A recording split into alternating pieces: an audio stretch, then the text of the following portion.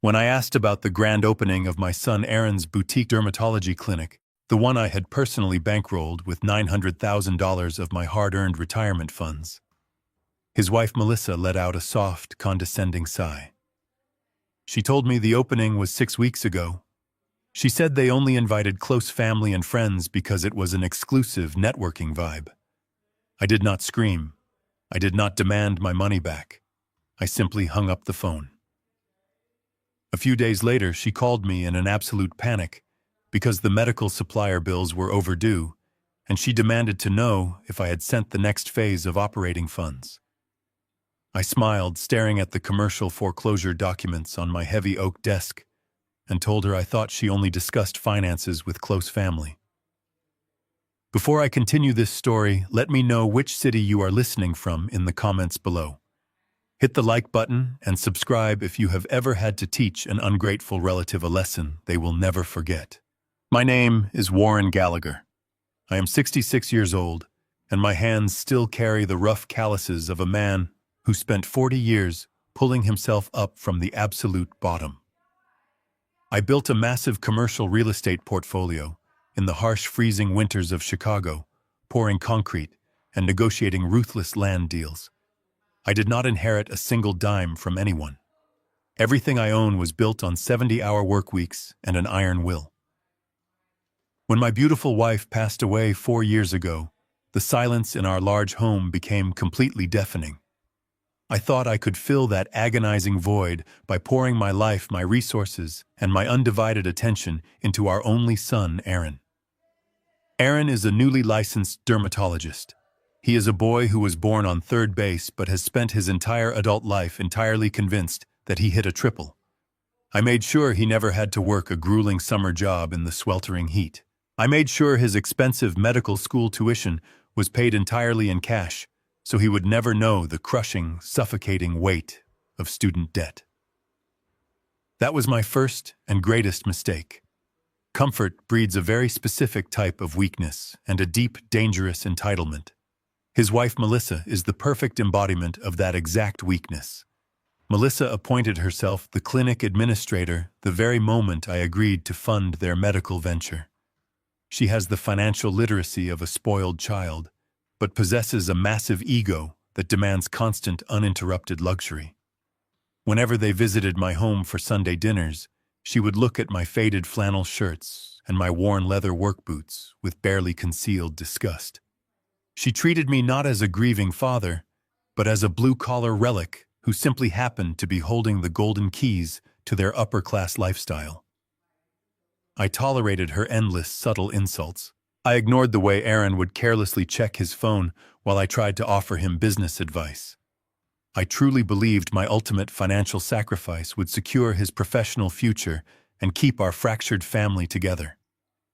I made the monumental decision to liquidate a prime commercial asset.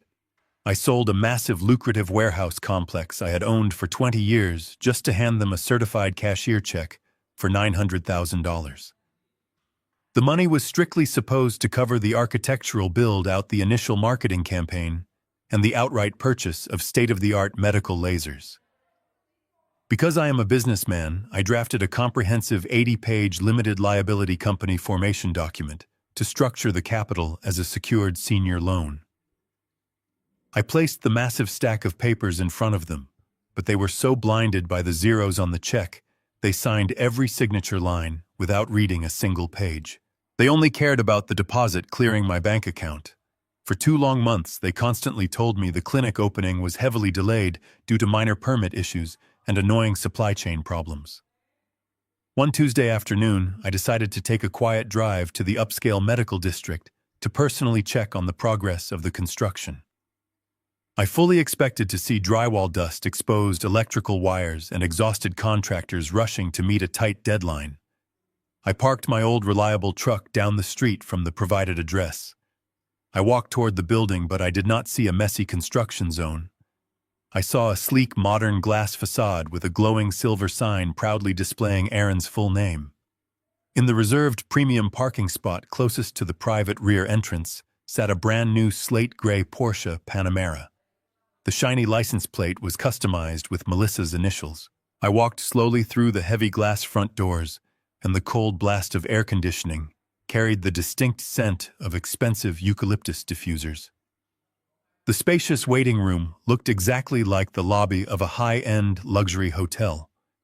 The massive reception desk was carved from a single solid block of imported Italian marble. There were plush velvet seating areas and a complimentary champagne bar designed to impress their wealthy clients. A young receptionist wearing a tailored designer uniform looked up from her sleek computer monitor and politely asked if I had a scheduled appointment. I asked her exactly how long the clinic had been open to the public. She smiled brightly and proudly informed me that they had been fully operational for 6 weeks. 6 entire weeks. I walked right past her, completely ignoring her sudden protests, and moved down the pristine white hallway toward the private procedure rooms. I looked inside an empty, brightly lit treatment room. There was a massive high-tech medical laser machine sitting quietly in the corner. I stepped closer and checked the metal back panel. There was a strict asset tag securely bolted to the plastic casing. It was a standard lease tag from a third-party corporate medical supply company. I quickly checked the next room and found the exact same terrifying reality. The expensive surgical chairs, the advanced sterilization equipment, the high-definition imaging monitors, absolutely everything was leased. My seasoned mind instantly went to work calculating the horrific financial reality of what I was looking at. $900,000 was more than enough capital to buy the entire facility of equipment outright and comfortably cover a full year of operating costs. But they did not buy the equipment. They leased every single item to preserve the initial cash injection. They deliberately used my retirement funds to buy a luxury sports car, to import Italian marble, to fund a ridiculous champagne bar, and to pay themselves exorbitant unearned salaries before a single paying patient had even walked through the front door. They had taken my entire life's work and turned it into a shallow, theatrical performance of wealth. I turned around and walked out the back door without saying a single word to anyone. The cold, dark realization settled deep into my aging bones. I drove back to my empty house in absolute dead silence. I did not turn on the radio. I walked straight into my private home office and sat down at the large wooden desk where I had aggressively negotiated multi-million-dollar development contracts with the most ruthless men in the city. I picked up my phone and dialed Aaron's personal number. He did not answer the call. The line automatically rolled over to the clinic administrative desk, and Melissa picked up the receiver.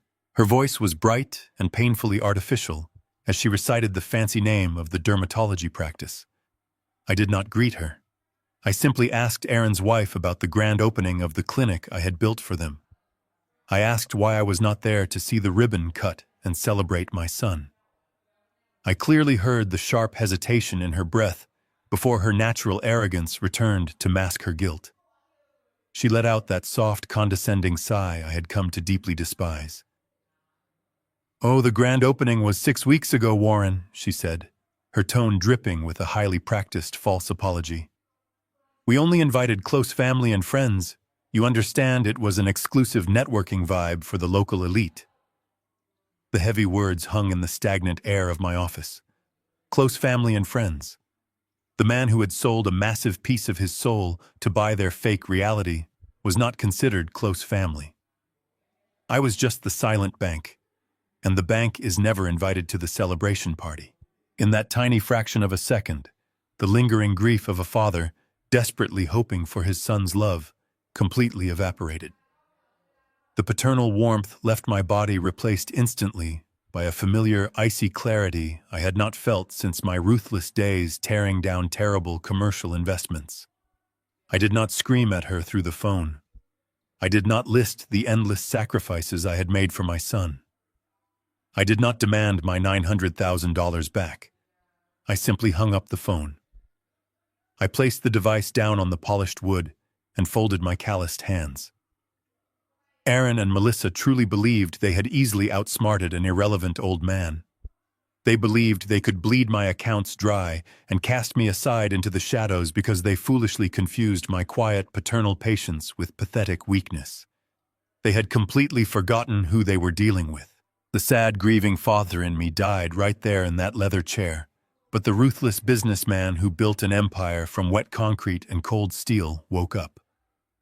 I slowly opened my bottom desk drawer and pulled out the thick 80-page contract they had been too arrogant and greedy to read.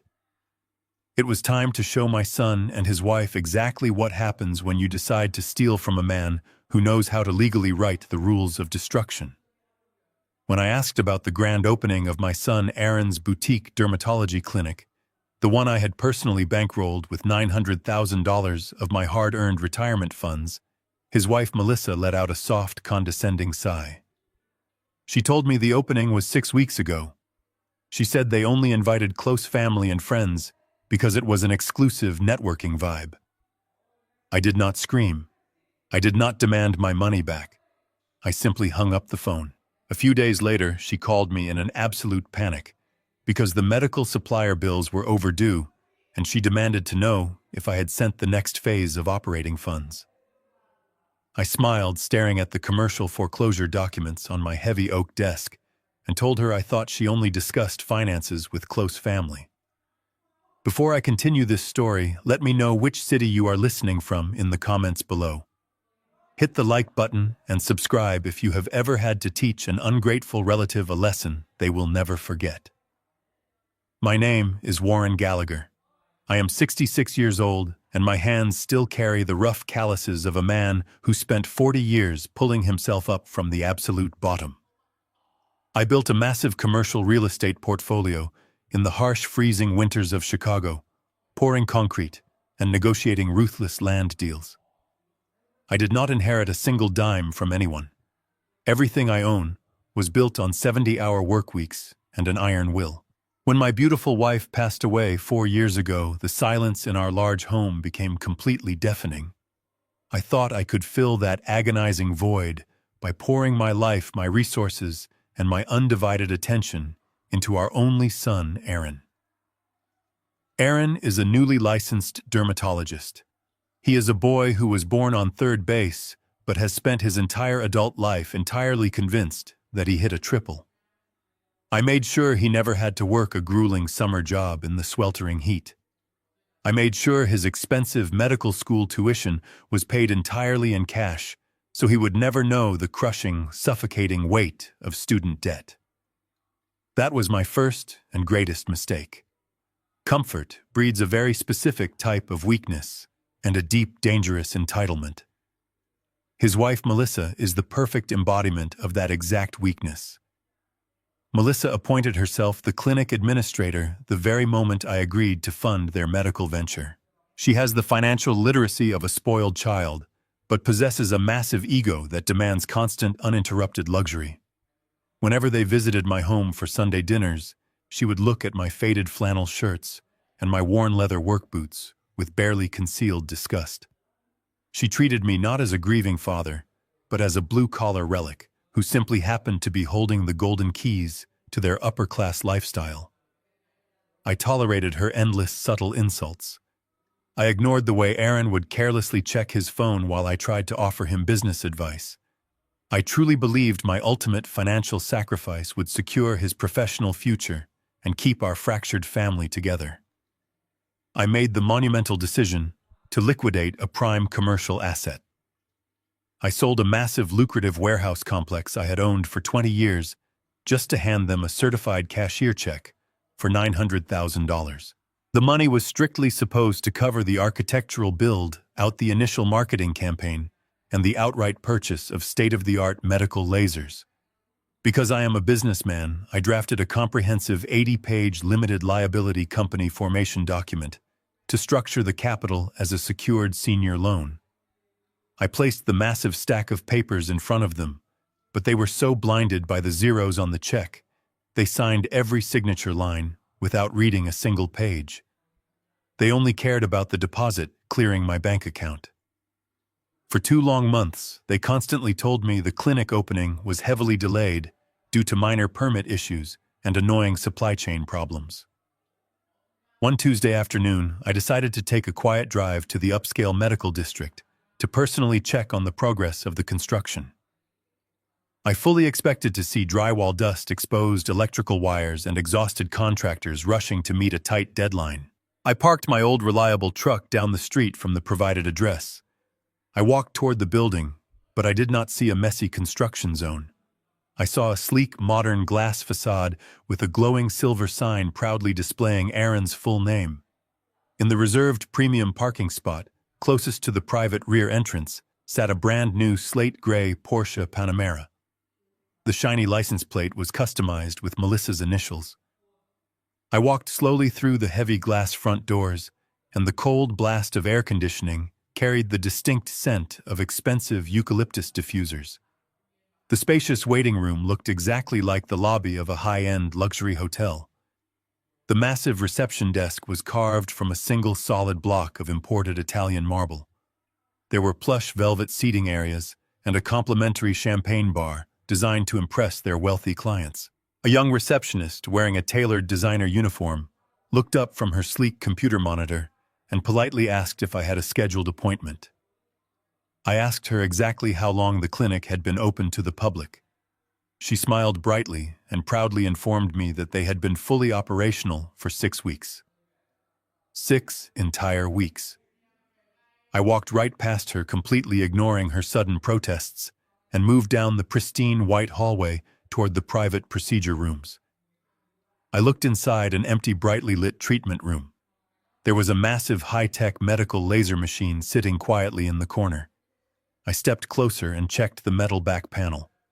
There was a strict asset tag securely bolted to the plastic casing. It was a standard lease tag from a third-party corporate medical supply company. I quickly checked the next room and found the exact same terrifying reality. The expensive surgical chairs, the advanced sterilization equipment, the high-definition imaging monitors, absolutely everything was leased. My seasoned mind instantly went to work calculating the horrific financial reality of what I was looking at. $900,000 was more than enough capital to buy the entire facility of equipment outright and comfortably cover a full year of operating costs. But they did not buy the equipment. They leased every single item to preserve the initial cash injection. They deliberately used my retirement funds to buy a luxury sports car, to import Italian marble to fund a ridiculous champagne bar, and to pay themselves exorbitant unearned salaries before a single paying patient had even walked through the front door. They had taken my entire life's work and turned it into a shallow, theatrical performance of wealth. I turned around and walked out the back door without saying a single word to anyone. The cold, dark realization settled deep into my aging bones. I drove back to my empty house in absolute dead silence. I did not turn on the radio. I walked straight into my private home office and sat down at the large wooden desk where I had aggressively negotiated multi-million-dollar development contracts with the most ruthless men in the city. I picked up my phone and dialed Aaron's personal number. He did not answer the call. The line automatically rolled over to the clinic administrative desk, and Melissa picked up the receiver. Her voice was bright and painfully artificial as she recited the fancy name of the dermatology practice. I did not greet her. I simply asked Aaron's wife about the grand opening of the clinic I had built for them. I asked why I was not there to see the ribbon cut and celebrate my son. I clearly heard the sharp hesitation in her breath before her natural arrogance returned to mask her guilt. She let out that soft, condescending sigh I had come to deeply despise. "Oh, the grand opening was 6 weeks ago, Warren," she said, her tone dripping with a highly practiced false apology. "We only invited close family and friends, you understand. It was an exclusive networking vibe for the local elite." The heavy words hung in the stagnant air of my office. Close family and friends. The man who had sold a massive piece of his soul to buy their fake reality was not considered close family. I was just the silent bank, and the bank is never invited to the celebration party. In that tiny fraction of a second, the lingering grief of a father desperately hoping for his son's love, completely evaporated. The paternal warmth left my body, replaced instantly by a familiar, icy clarity I had not felt since my ruthless days tearing down terrible commercial investments. I did not scream at her through the phone. I did not list the endless sacrifices I had made for my son. I did not demand my $900,000 back. I simply hung up the phone. I placed the device down on the polished wood and folded my calloused hands. Aaron and Melissa truly believed they had easily outsmarted an irrelevant old man. They believed they could bleed my accounts dry and cast me aside into the shadows because they foolishly confused my quiet paternal patience with pathetic weakness. They had completely forgotten who they were dealing with. The sad, grieving father in me died right there in that leather chair, but the ruthless businessman who built an empire from wet concrete and cold steel woke up. I slowly opened my bottom desk drawer and pulled out the thick 80-page contract they had been too arrogant and greedy to read. It was time to show my son and his wife exactly what happens when you decide to steal from a man who knows how to legally write the rules of destruction. I did not call my son back. I did not drive to their luxury townhouse to demand an explanation or yell until my throat was raw. Anger is a useless emotion that only alerts your enemies to your next move. I simply picked up the thick manila envelope containing the original 80-page limited liability company operating agreement, walked out of my quiet house, and climbed into the driver's seat of my old pickup truck. The engine roared to life with a heavy mechanical growl that felt perfectly aligned with the cold, hard rhythm currently beating inside my chest. I backed out of the driveway and pointed my truck toward the downtown financial district. My destination was the law office of Simon Foster. Simon is a ruthless corporate attorney who has successfully navigated every single legal war I have ever waged over the past 30 years. As I drove down the crowded interstate, my mind drifted back to the horrific financial crash of 2008. It was a brutal, agonizing time that completely wiped out half the commercial real estate developers in Chicago. I watched proud, wealthy men lose their massive homes, their luxury cars, and their entire life savings in a matter of weeks. I watched lifelong friendships shatter into dust over unpaid debts and broken promises. I watched men I deeply respected jump out of windows because they had trusted handshakes and gentleman agreements instead of relying on ironclad legal documentation. I survived that terrifying economic slaughter for one very specific reason. I never trusted anyone when it came to large sums of money. I protected my assets with complex, unforgiving contracts that left absolutely zero room for interpretation. I learned the hard way that when money is involved, blood relations and friendly smiles mean absolutely nothing. That brutal lesson is exactly why I did not simply write a check for $900,000 and hand it over to my son. When Aaron and Melissa originally presented their business plan, they treated the massive capital request like a casual family favor. They brought over a bottle of expensive wine and confidently asked me to fund their dream, as if they were asking me to cover the dinner bill. I agreed to provide the capital, but I forced them to sit down at my dining room table with Simon Foster present to formally structure the investment. I remember that evening vividly. Melissa was visibly annoyed by the massive stack of legal documents placed in front of her. She rolled her eyes and complained that families should not need so much tedious paperwork. Aaron laughed nervously and joked that his old man was just being overly dramatic about his retirement funds. They were so incredibly eager to get their hands on the cash that they flipped straight to the back page and signed their names on the dotted lines without reading a single word of the preceding 79 pages. They had absolutely no idea what they had just signed. They did not realize that the 80-page document was a legally binding senior secured loan agreement, heavily disguised as a standard operating charter. They did not know that by signing that document, they had granted me a comprehensive senior lien on absolutely every single asset the clinic would ever own. Every dollar that flowed through their business accounts, every piece of medical equipment, Every patient receivable and every single chair in that luxurious waiting room technically belonged to me until the loan was entirely repaid with interest. I pulled my truck into the underground parking garage of Simon Foster's high-rise office building. I walked into the sleek, modern lobby and took the elevator up to the 40th floor. The receptionist recognized me immediately and guided me straight into Simon's massive corner office overlooking the city skyline. Simon was sitting behind his pristine glass desk, reviewing a complicated merger file. He is a tall, sharp man who speaks entirely in facts and calculates every possible legal outcome before he even opens his mouth.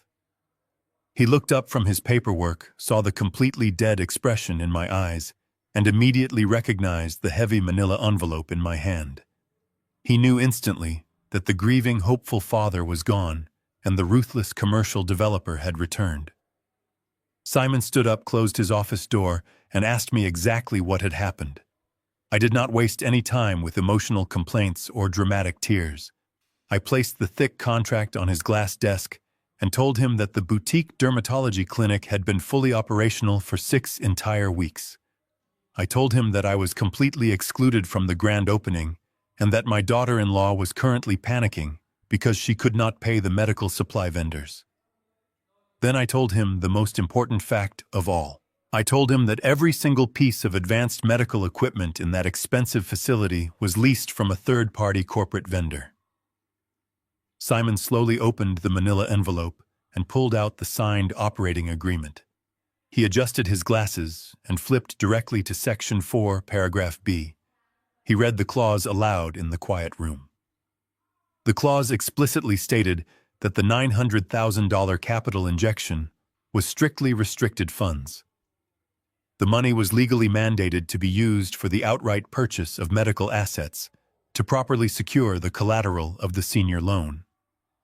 By choosing to lease the medical equipment and divert my restricted capital to purchase a luxury sports car, Italian marble, and exorbitant personal salaries, Aaron and Melissa had committed a massive material breach of the core financial covenant.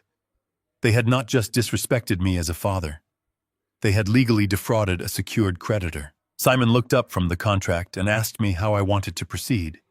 He offered to draft a formal warning letter demanding immediate compliance and a full accounting of the remaining funds. He suggested that we could freeze their operational bank accounts immediately to stop the financial bleeding. I shook my head and completely rejected both of his logical suggestions. Sending a warning letter would give them precious time to hide the remaining money or attempt to secure a fraudulent bridge loan to cover their tracks. Freezing the accounts today would simply alert them to the fact that I knew exactly what they were doing. I did not want to warn them. I wanted to build an inescapable financial cage completely around them while they were still happily distracted by their own toxic arrogance. Silence is the most terrifying weapon you can use against a greedy person, because a greedy person will always interpret your silence as stupid compliance. I instructed Simon to keep his actions completely invisible. I ordered him to initiate a quiet forensic audit of their corporate accounts, utilizing the absolute legal authority granted to me in Section 9 of the operating agreement. I wanted to know exactly where every single penny of my $900,000 had gone. I wanted to see the hidden consulting fees. I wanted to see the luxury car payments, and I wanted the exact names of the medical supply vendors they were currently failing to pay. Simon nodded slowly, fully understanding the devastating strategy I was setting into motion. He warned me that initiating this quiet legal process meant crossing a line that could never be uncrossed. He reminded me that once we weaponized the contract against my own son, there would be absolutely no going back to Sunday family dinners or polite holiday gatherings. I looked out the large glass window at the sprawling city below us. I thought about the pale pink dress my late wife would have worn to the clinic grand opening if she were still alive. I thought about the condescending tone in Melissa's voice when she told me I was not invited. The line had already been crossed weeks ago. I was simply preparing the absolute destruction of the people standing on the other side. I told Simon to execute the audit immediately and to contact me the very second he found the unpaid vendor invoices. I turned around and walked out of his beautiful office feeling lighter and stronger than I had in 4 years. The painful emotional burden of trying to buy my son's love was finally gone forever. It was replaced by the clean, pure geometry of a perfectly executed legal contract. Aaron and Melissa thought they had successfully stolen my retirement to fund their glamorous fake lives. They were about to discover that they had simply financed their own absolute ruin. The forensic audit began in absolute secrecy the very next morning. Simon did not hire a standard accountant to look over the books. He brought in a former federal financial investigator, a man who specialized in dismantling complex corporate fraud and tracking hidden assets. Because the 80-page operating agreement granted me total unilateral authority as the senior secured creditor, Simon was able to quietly serve a strict legal notice directly to the primary commercial bank holding the clinic accounts. The bank was legally obligated to comply with the senior lien holder, and they immediately handed over every single transaction record, wire transfer, and credit card statement associated with the dermatology practice. Aaron and Melissa were entirely blind to this massive financial intrusion. They were too busy posing for photographs in their expensive leased lobby to realize that the silent old man they had discarded was currently mapping out the exact blueprint of their financial destruction. 3 days later, Simon called my personal cell phone and calmly asked me to return to his office. He told me the investigator had finished compiling the data and that I needed to see the results in person. The weather outside was bitterly cold, and a heavy gray rain washed over the city as I drove back downtown. The dismal atmosphere perfectly matched the absolute lack of emotion inside my heart. I walked into Simon's corner office and saw a massive thick binder sitting perfectly centered on his glass desk. The investigator had categorized every single penny of my $900,000 investment. I sat down in the leather chair, and Simon opened the binder. He did not offer me any comforting words or sympathetic apologies. He knew I only cared about the hard, undeniable facts. Simon started by explaining my son's behavior. He turned to the section outlining the daily patient logs and the incoming revenue streams. Aaron was working non-stop. The clinic was fully booked from early morning until late in the evening. But the financial numbers simply did not make any sense. Despite the massive influx of patients, the actual gross revenue was horrifyingly low. Simon pointed to the billing records and explained exactly what my son was doing. Aaron was desperately trying to build an elite reputation among the city socialites, local celebrities, and wealthy internet influencers. Instead of running a profitable medical business, he was using the clinic as a vanity project to boost his own social status.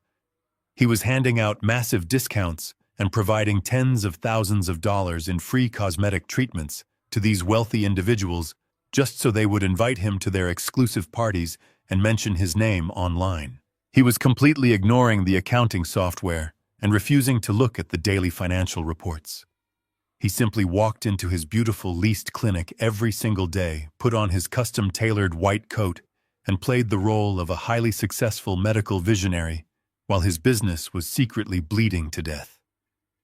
Aaron's foolish vanity was incredibly disappointing, but it was nothing compared to the calculated predatory greed of his wife. Simon slowly turned the page to the clinic operating budget, and the atmosphere in the room turned ice cold. Melissa was not just a terrible clinic administrator. She was actively and systematically embezzling my retirement funds. Simon pointed his pen at a long column of massive recurring wire transfers leaving the clinic bank account every single week. These transfers were not going to medical suppliers or utility companies. They were being sent directly to an external corporate entity called Apex Lifestyle Management. Simon had the investigator dig into the state registry to find the formation documents for this mysterious vendor. The results were absolutely sickening. Apex Lifestyle Management was a shadow limited liability company registered just 2 months ago under Melissa's maiden name. She was the sole managing member and the only authorized signatory on the receiving bank account. She was billing her husband's medical practice over $40,000 a month for completely fabricated services. The invoice descriptions were utterly ridiculous. She was charging the clinic exorbitant fees for things like brand synergy consulting, elite demographic marketing, and atmospheric curation. It was nothing but a complex money laundering scheme.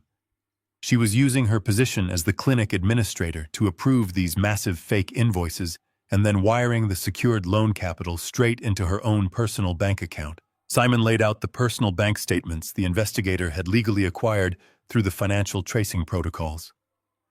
I sat there in total silence and looked at exactly how my daughter-in-law was spending the money I had earned, pouring concrete in the freezing rain.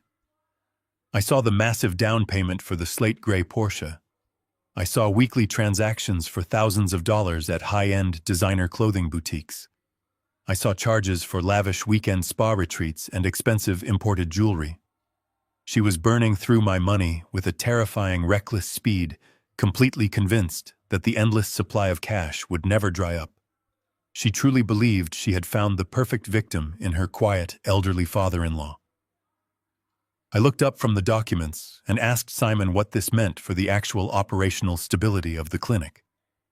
Simon turned to the final tab in the binder and showed me the tragic consequence of Melissa's relentless theft. Because she was aggressively draining the primary operating cash to fund her fake consulting firm and maintain her luxury lifestyle, there was absolutely no money left over to pay the legitimate business expenses. The forensic investigator had flagged over 24 past due notices from the primary medical supply vendors. These were the critical companies that provided the sterile bandages, the surgical syringes, and the expensive proprietary chemicals required to operate the leased medical lasers. Melissa was completely ignoring these vendor invoices to ensure her own fraudulent consulting fees were paid first. She was starving the actual medical practice to feed her boundless vanity. Simon explained that the clinic was currently functioning on borrowed time. The vendors were already sending final warning notices. Within a few short weeks, they would completely cut off the supply chain and freeze the clinic accounts. Without those essential medical supplies, Aaron would be physically unable to perform his cosmetic procedures. He would be forced to cancel his high-profile appointments, and the fragile, wealthy reputation he was so desperately trying to build would completely collapse overnight. Simon leaned back in his chair and folded his hands. He told me that we had enough concrete evidence to instantly freeze the clinic accounts, contact the authorities, and have Melissa arrested for severe financial fraud and embezzlement. He explained that her actions violated multiple state and federal laws regarding the misappropriation of secured corporate funds. He was entirely ready to draft the legal complaints and completely destroy her world before the sun went down.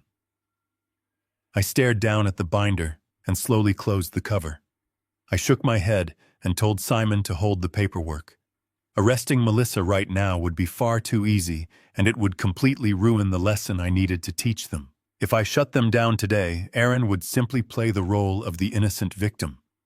He would claim he had absolutely no idea his wife was stealing, and he would beg me for forgiveness and another financial bailout. I refused to let him escape his own willful ignorance. He chose to marry a parasite, and he chose to ignore his business in favor of playing a wealthy socialite. They needed to feel the absolute crushing weight of the trap they had built for themselves. I instructed Simon to leave the accounts completely open and let Melissa continue her fraudulent wire transfers. I wanted her to feel incredibly safe and untouchable. I wanted Aaron to continue handing out free treatments while the walls silently closed in around him. But I also knew I needed to completely control the inevitable fallout when the money finally ran out. I looked at the list of unpaid medical supply vendors, and a new strategy formed in my mind. I told Simon to reach out to the largest medical supply company on that past due list. I told him I wanted to quietly purchase the distressed debt that the clinic currently owed them. Simon smiled a very cold, calculating smile. He instantly understood the sheer brutality of my plan. By secretly purchasing the vendor debt, I would not just be their primary secured investor, I would also become their most critical operational creditor. When Melissa inevitably ran out of stolen money, and the supplies stopped coming, she would be forced to desperately beg the vendor for an extension. She would have absolutely no idea that the person holding the very lifeblood of her clinic was the exact same blue-collar relic she had refused to invite to her grand opening. I stood up from the glass desk and thanked Simon for his excellent work. I walked out of the office and rode the elevator down to the busy city street. The gray rain was still falling, but I did not feel the cold. I felt a deep, powerful sense of absolute control. My son and his wife had stolen my money to build a beautiful glass castle, but they had completely failed to realize that I was the one secretly holding the hammer. I sat in the quiet solitude of my home office the next morning, watching the heavy rain wash over the driveway. The thick forensic accounting binder was locked securely inside my floor safe. I knew exactly how much money Melissa was stealing every single week. I knew exactly how my son was playing dress-up in a leased clinic. A weaker man would have driven over there immediately, kicking down the beautiful glass doors and screaming until his lungs gave out. A weaker man would have called the police right then and there to drag his daughter-in-law out in handcuffs. But I did not want a quick emotional explosion. I wanted a total structural collapse. If I froze their bank accounts right now, Aaron would undoubtedly play the role of the innocent, confused victim. He would look at me with those practiced, sorrowful eyes and swear he had absolutely no idea his wife was a criminal. He would beg for another financial bailout to save his precious reputation. I refused to give him that convenient escape route. He chose to marry a parasite, and he chose to completely ignore the financial reality of his own business just so he could rub elbows with the city elite. He needed to feel the absolute crushing weight of the trap they had built together. I decided to let Melissa continue her fraudulent wire transfers. I wanted her to feel incredibly safe and completely untouchable. I wanted the clinic to keep running on fumes until the engine finally tore itself apart. I picked up the phone and called Simon. I told him to hold all the legal complaints and criminal referrals. Instead, I directed his attention back to the forensic audit, specifically to the long list of unpaid medical supply vendors. I asked him to identify the single most critical supplier on that list. I wanted the company that provided the exact proprietary chemicals, the specialized surgical lasers, and the sterile equipment Aaron absolutely needed to perform his expensive cosmetic procedures. Simon pulled up the file and immediately identified a regional medical distribution company called Horizon Clinical Logistics. Horizon was the primary vendor keeping Aaron in business. According to the audit, Melissa had completely ignored their invoices for 2 straight months. The clinic currently owed Horizon over $80,000 in past due payments. Simon noted that Horizon had already issued 2 formal warning letters and was preparing to completely sever the supply chain by the end of the week. I told Simon to contact the chief financial officer of Horizon Clinical Logistics immediately. I instructed him to arrange a private meeting and negotiate the outright purchase of my son's corporate debt. Simon paused for a moment on the phone, completely absorbing the sheer brutality of my strategy. Buying distressed commercial debt is a very common practice in the cutthroat world of real estate, but applying it to your own flesh and blood was a uniquely cold maneuver. By legally purchasing the $80,000 in past due invoices from Horizon, I would completely take over their position. I would legally become the vendor.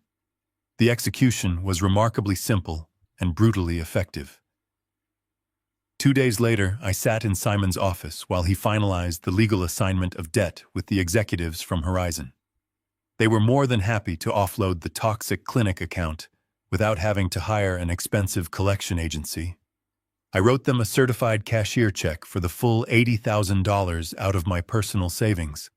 In exchange, they signed over every single legal right collection authority and active supply contract associated with Aaron's dermatology practice. They formally transferred the vendor account entirely into a private holding company that I completely controlled. Aaron and Melissa were entirely blind to this massive, invisible shift in power. They had absolutely no idea that the massive faceless medical supply corporation they had been ignoring was now completely owned and operated by the elderly father they had so easily discarded. I was no longer just the silent investor holding a senior lien on their business. I was now the absolute master of their daily operations. I controlled the sterile bandages. I controlled the specialized syringes.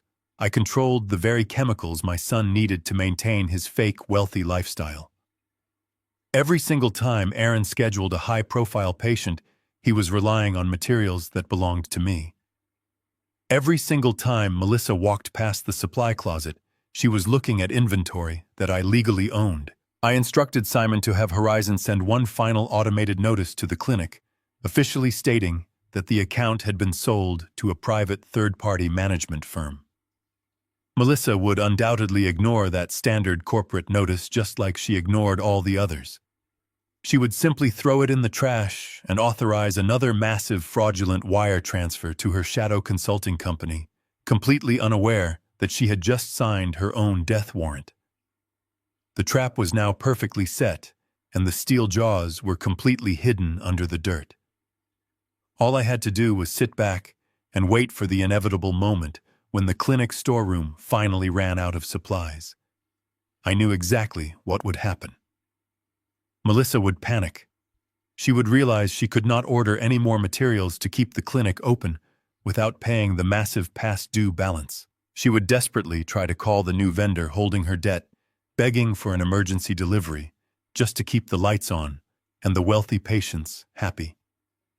She would have absolutely no idea that the phone ringing on the other end of that desperate call would be sitting right on my heavy oak desk. I leaned back in my chair and watched the rain slowly stop outside my window. The storm was over for me, but it was just beginning for them. Exactly 11 days after I purchased the commercial debt from the medical supply company, my personal cell phone began to vibrate aggressively on the kitchen counter. I was calmly pouring my morning coffee, watching the morning news. I looked down at the glowing screen and saw Melissa's name flashing urgently. The absolute panic I had mathematically calculated was finally arriving right on schedule. I took a slow, deliberate sip of my black coffee before I picked up the receiver. I did not say hello. I simply breathed into the phone and waited for her to speak. Her voice was completely frantic, stripped of the arrogant polish she usually wore like expensive perfume. She did not bother to ask how I was doing or apologize for ignoring me for weeks. She immediately launched into a chaotic story about a massive, catastrophic clerical error at the clinic. She claimed that their primary medical supplier had suddenly and maliciously frozen their purchasing account without any prior warning. She told me that Aaron had 3 wealthy clients scheduled that afternoon for highly specialized laser treatments, and they absolutely did not have the proprietary chemical compounds required to turn the machines on. She explained that one of the clients arriving at 2 o'clock was a massive internet influencer with millions of wealthy followers. If Aaron was forced to turn her away because he did not have the basic supplies to operate his own machines, the influencer would completely destroy his elite reputation online before the sun went down. The fragile fake empire they had built on my stolen money was mere hours away from a highly public, terrifying collapse. I listened to her desperate breathing on the other end of the line. I knew for an absolute fact that the supply company had sent her 3 separate automated warnings before cutting off the supply chain. I knew she had completely ignored every single one of those warnings to prioritize the fraudulent wire transfers to her shadow consulting firm. But I played the role of the ignorant elderly father perfectly. I calmly asked her exactly what she needed from me. Her desperation instantly morphed back into her deeply ingrained entitlement. She aggressively demanded that I immediately release the Phase 2 operational capital. When we originally structured the comprehensive loan agreement, I had built in an optional Phase 2 cash injection of $150,000, strictly reserved for emergency facility expansion. It was entirely at my sole discretion to release those restricted funds. Melissa spoke as if that money already belonged to her. She demanded that I wire the $150,000 into the primary clinic account before noon so she could pay off the ridiculous vendor dispute and get the supplies delivered by a private courier. She actually tried to blame the entire situation on the incompetence of the medical supply company. She swore to me that it was just a temporary cash flow issue caused by delayed insurance payouts. It was a pathetic, desperate lie. The clinic did not even accept standard medical insurance. Aaron only accepted cash or premium credit cards for his vanity cosmetic procedures. She was lying straight to my face, completely unaware that I was the exact person holding the unpaid invoices she was desperately trying to wish away. She paused to catch her breath, and the line fell completely silent. She was waiting for the familiar sound of my compliance. She was waiting for the pathetic, grieving father to instantly cave to her demands and open his wallet to save his golden son from embarrassment. I let the silence stretch for 10 agonizing seconds. I wanted her to feel the heavy, crushing weight of that quiet space. I took another slow sip of my coffee. I looked out the kitchen window at the bright morning sun, and I finally spoke. My voice was entirely devoid of any anger or emotion. It was the cold, flat tone of a man reading a permanent death sentence. I told her no. There was a sharp gasp on the other end of the line. Melissa stammered, completely shocked by the single word. She aggressively raised her voice, asking me what I meant. She reminded me that Aaron was my only son, and that his entire elite reputation was on the line today. She told me that if he had to cancel on these high-profile socialites, his medical practice would be ruined forever. She demanded to know why I was suddenly being so incredibly stubborn and cruel when they were facing a massive business emergency. I smiled, staring at the commercial foreclosure documents still resting on my heavy oak desk. I leaned into the phone and delivered the exact words she had used to humiliate me just a few weeks prior. I told her that I thought she only discussed finances with close family. The absolute silence that followed was the most beautiful sound I had heard in 4 long years. I could practically hear the gears violently grinding inside her head as she realized her own toxic words were being weaponized directly against her. She tried to backtrack immediately.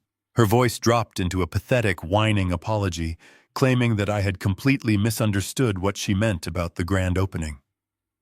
She started crying, begging me to please just send the money, and promising that we could sit down and have a nice family dinner this weekend to talk about everything. She was offering me a cheap fake dinner in exchange for $150,000.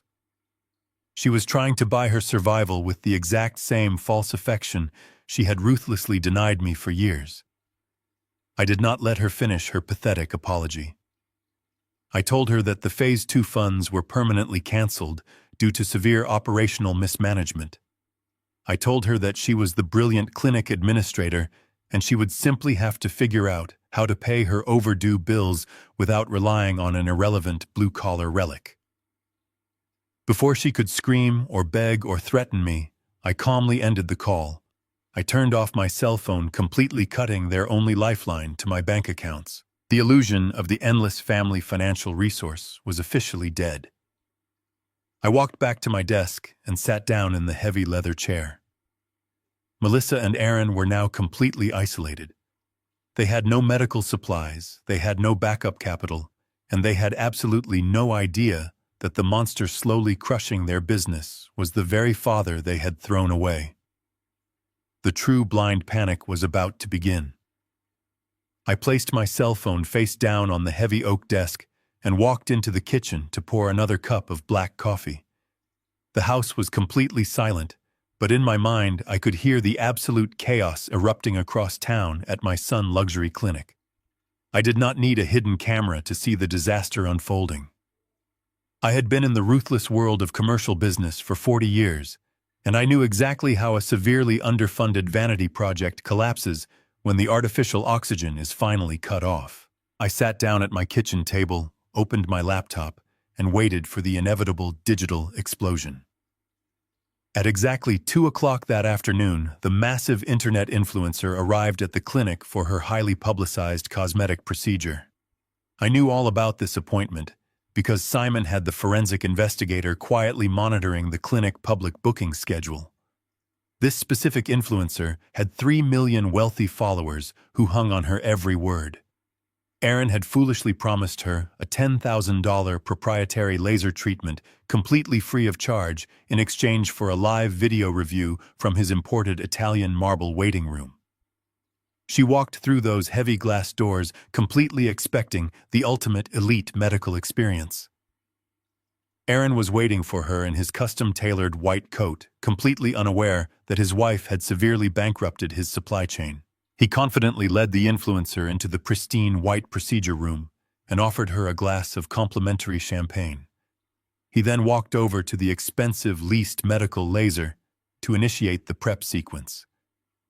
That was the exact moment his fake wealthy reality violently shattered. To operate that specific high-tech machine, Aaron absolutely needed a highly specialized cooling chemical compound and a specific set of single-use sterile applicators. Those were the exact proprietary materials provided exclusively by the medical supply company that I now secretly owned. Aaron opened the pristine white supply cabinet, expecting to see rows of fully stocked boxes. He found absolutely nothing but empty shelves and a few stray cotton swabs.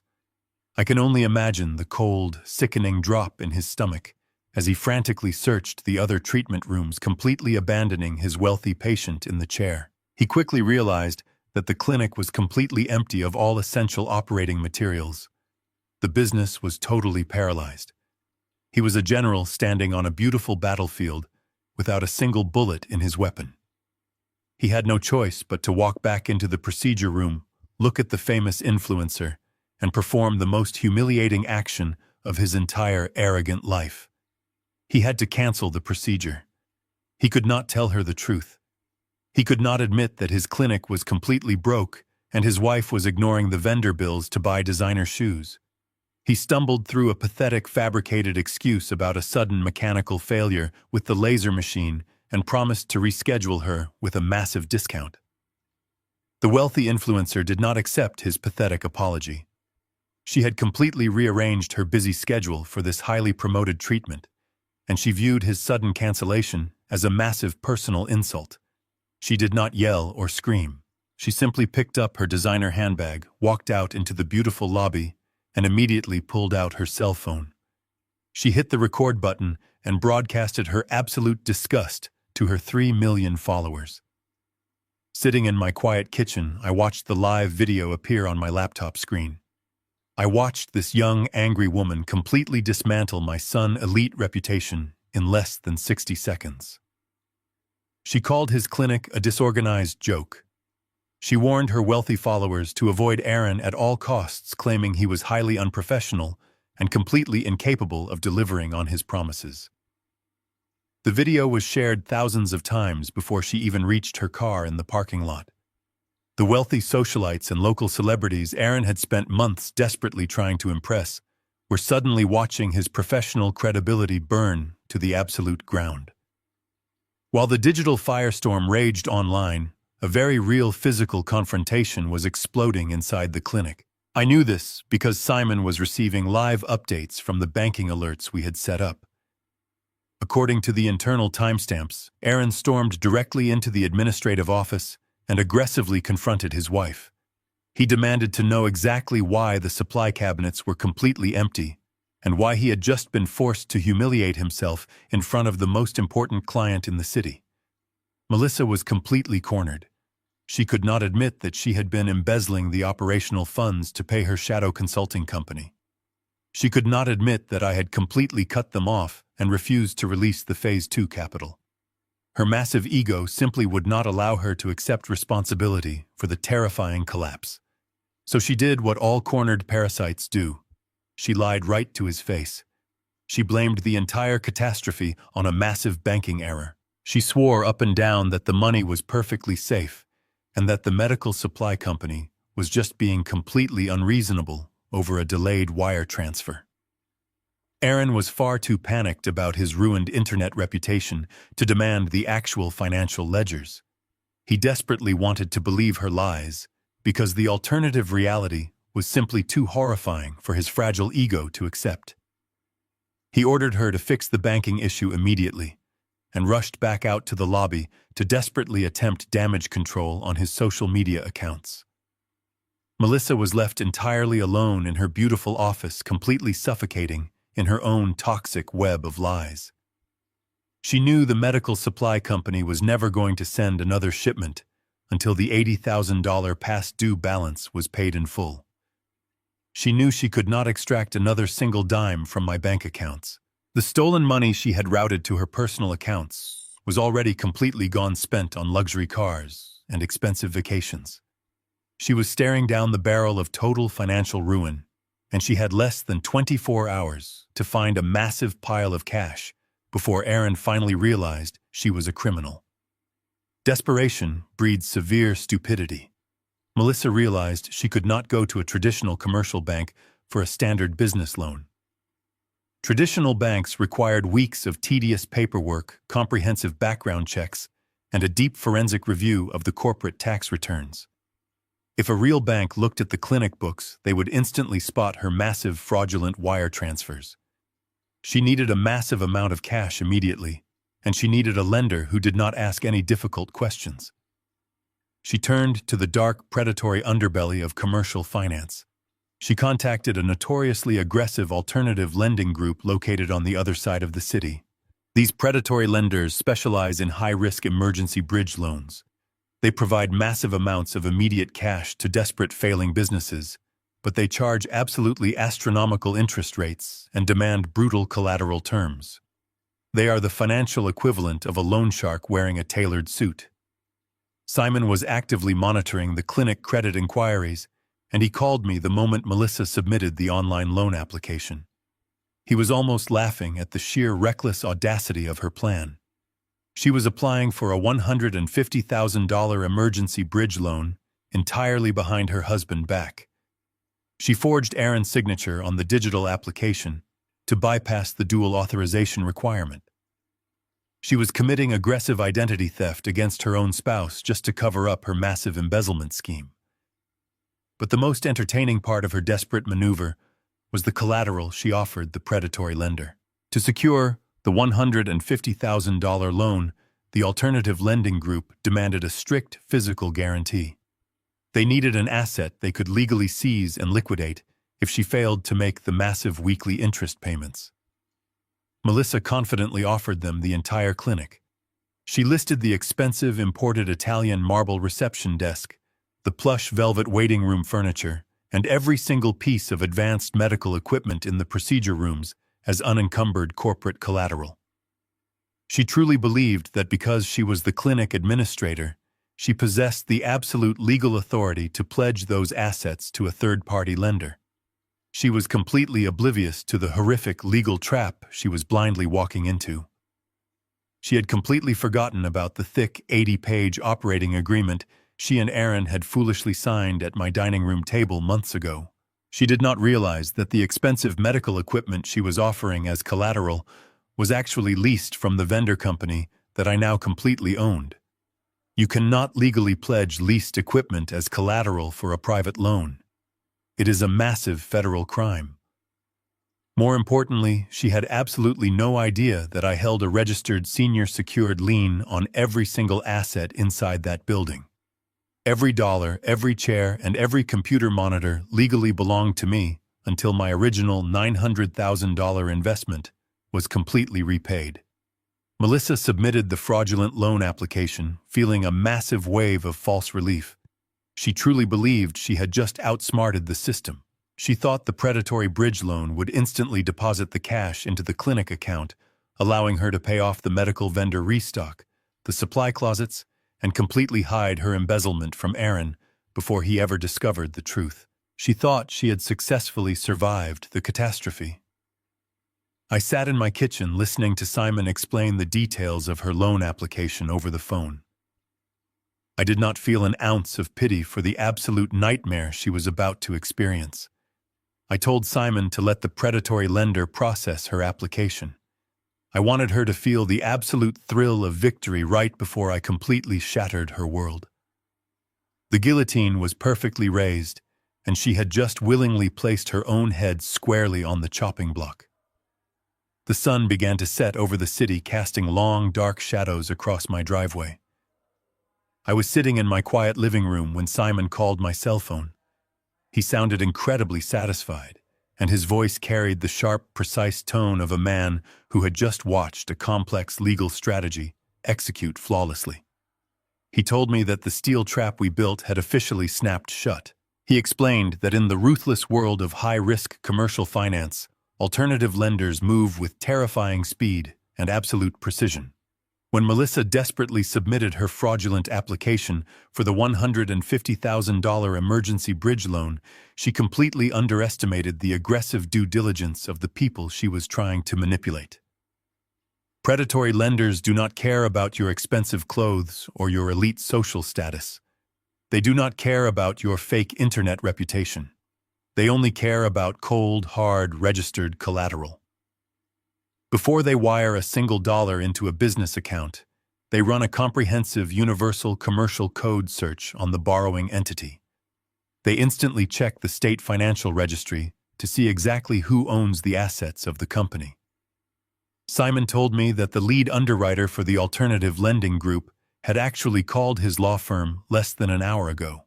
The underwriter called because Simon was legally listed as the registered legal agent for the senior lien holder on Aaron's dermatology practice. The underwriter wanted to know if my private holding company would be willing to formally subordinate our massive lien to allow Melissa to secure her new emergency loan.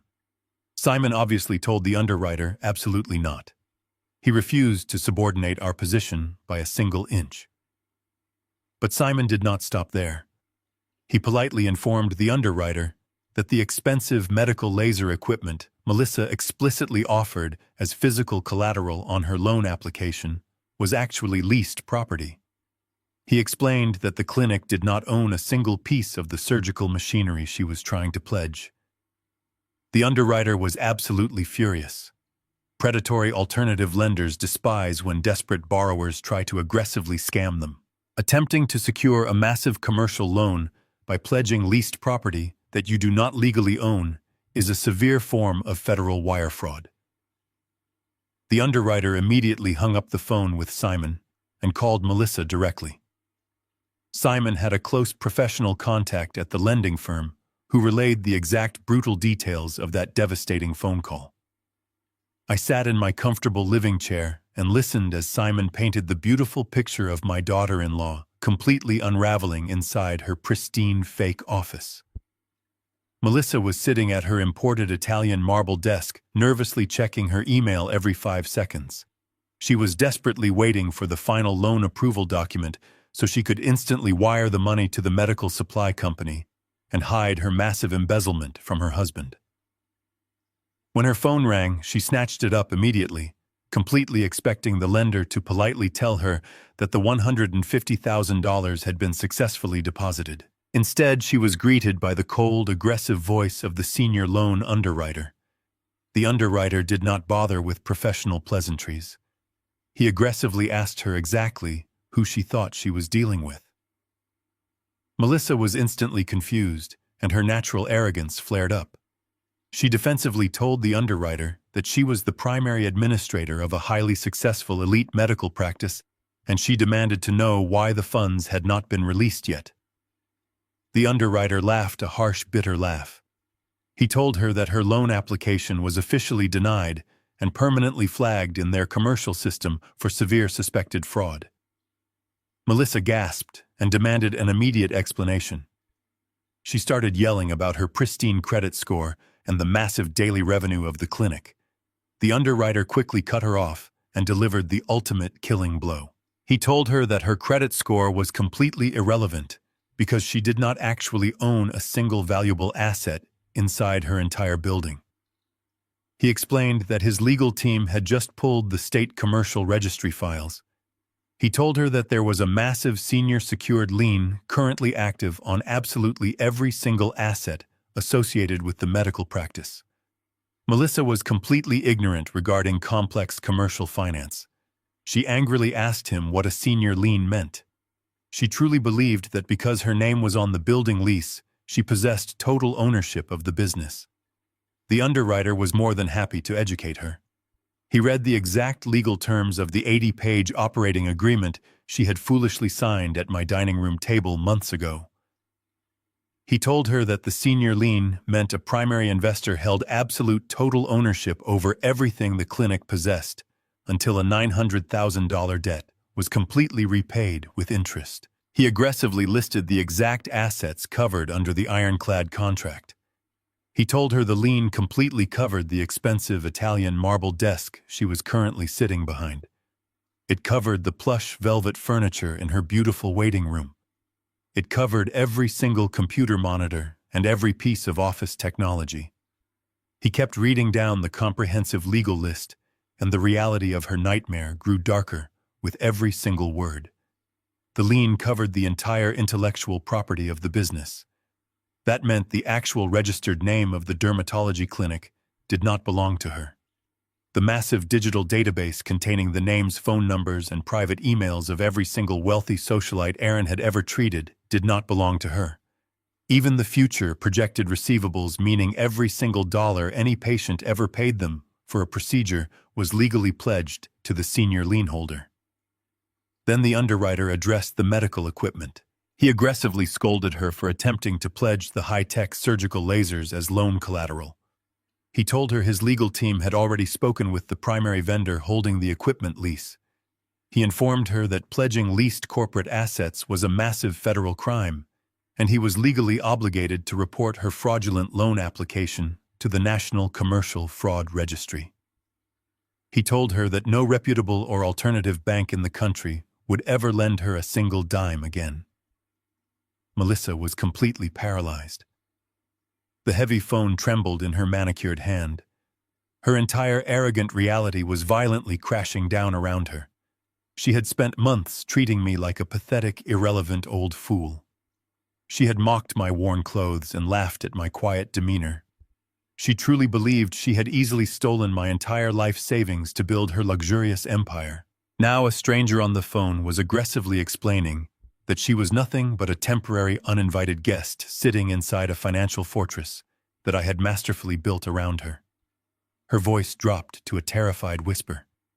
She asked the underwriter exactly who held this massive senior lien. She asked who legally owned the medical supply company that held the laser leases. She was desperately praying that it was some massive faceless banking conglomerate she could somehow beg or negotiate with. The underwriter clearly read the registered name off the state document. He told her the senior lien holder and the absolute owner of her entire operation was a private commercial holding company entirely controlled by a man named Warren Gallagher. The underwriter hung up the phone, leaving Melissa completely alone in the deafening silence of her beautiful office. Simon told me that according to the receptionist who later gossiped about the event, Melissa actually dropped the phone onto the floor and physically collapsed into her chair. She looked around the pristine, luxurious room and suddenly realized the absolute terrifying truth. Every single thing she looked at belonged to me. The walls belonged to me. The art belonged to me. The expensive eucalyptus diffusers belonged to me. Even the sterile bandages and the specialized chemical compounds she needed to run the business belonged entirely to me. She had absolutely nothing. The massive shadow consulting company she had created to embezzle my money was completely useless because there was no more money left to steal.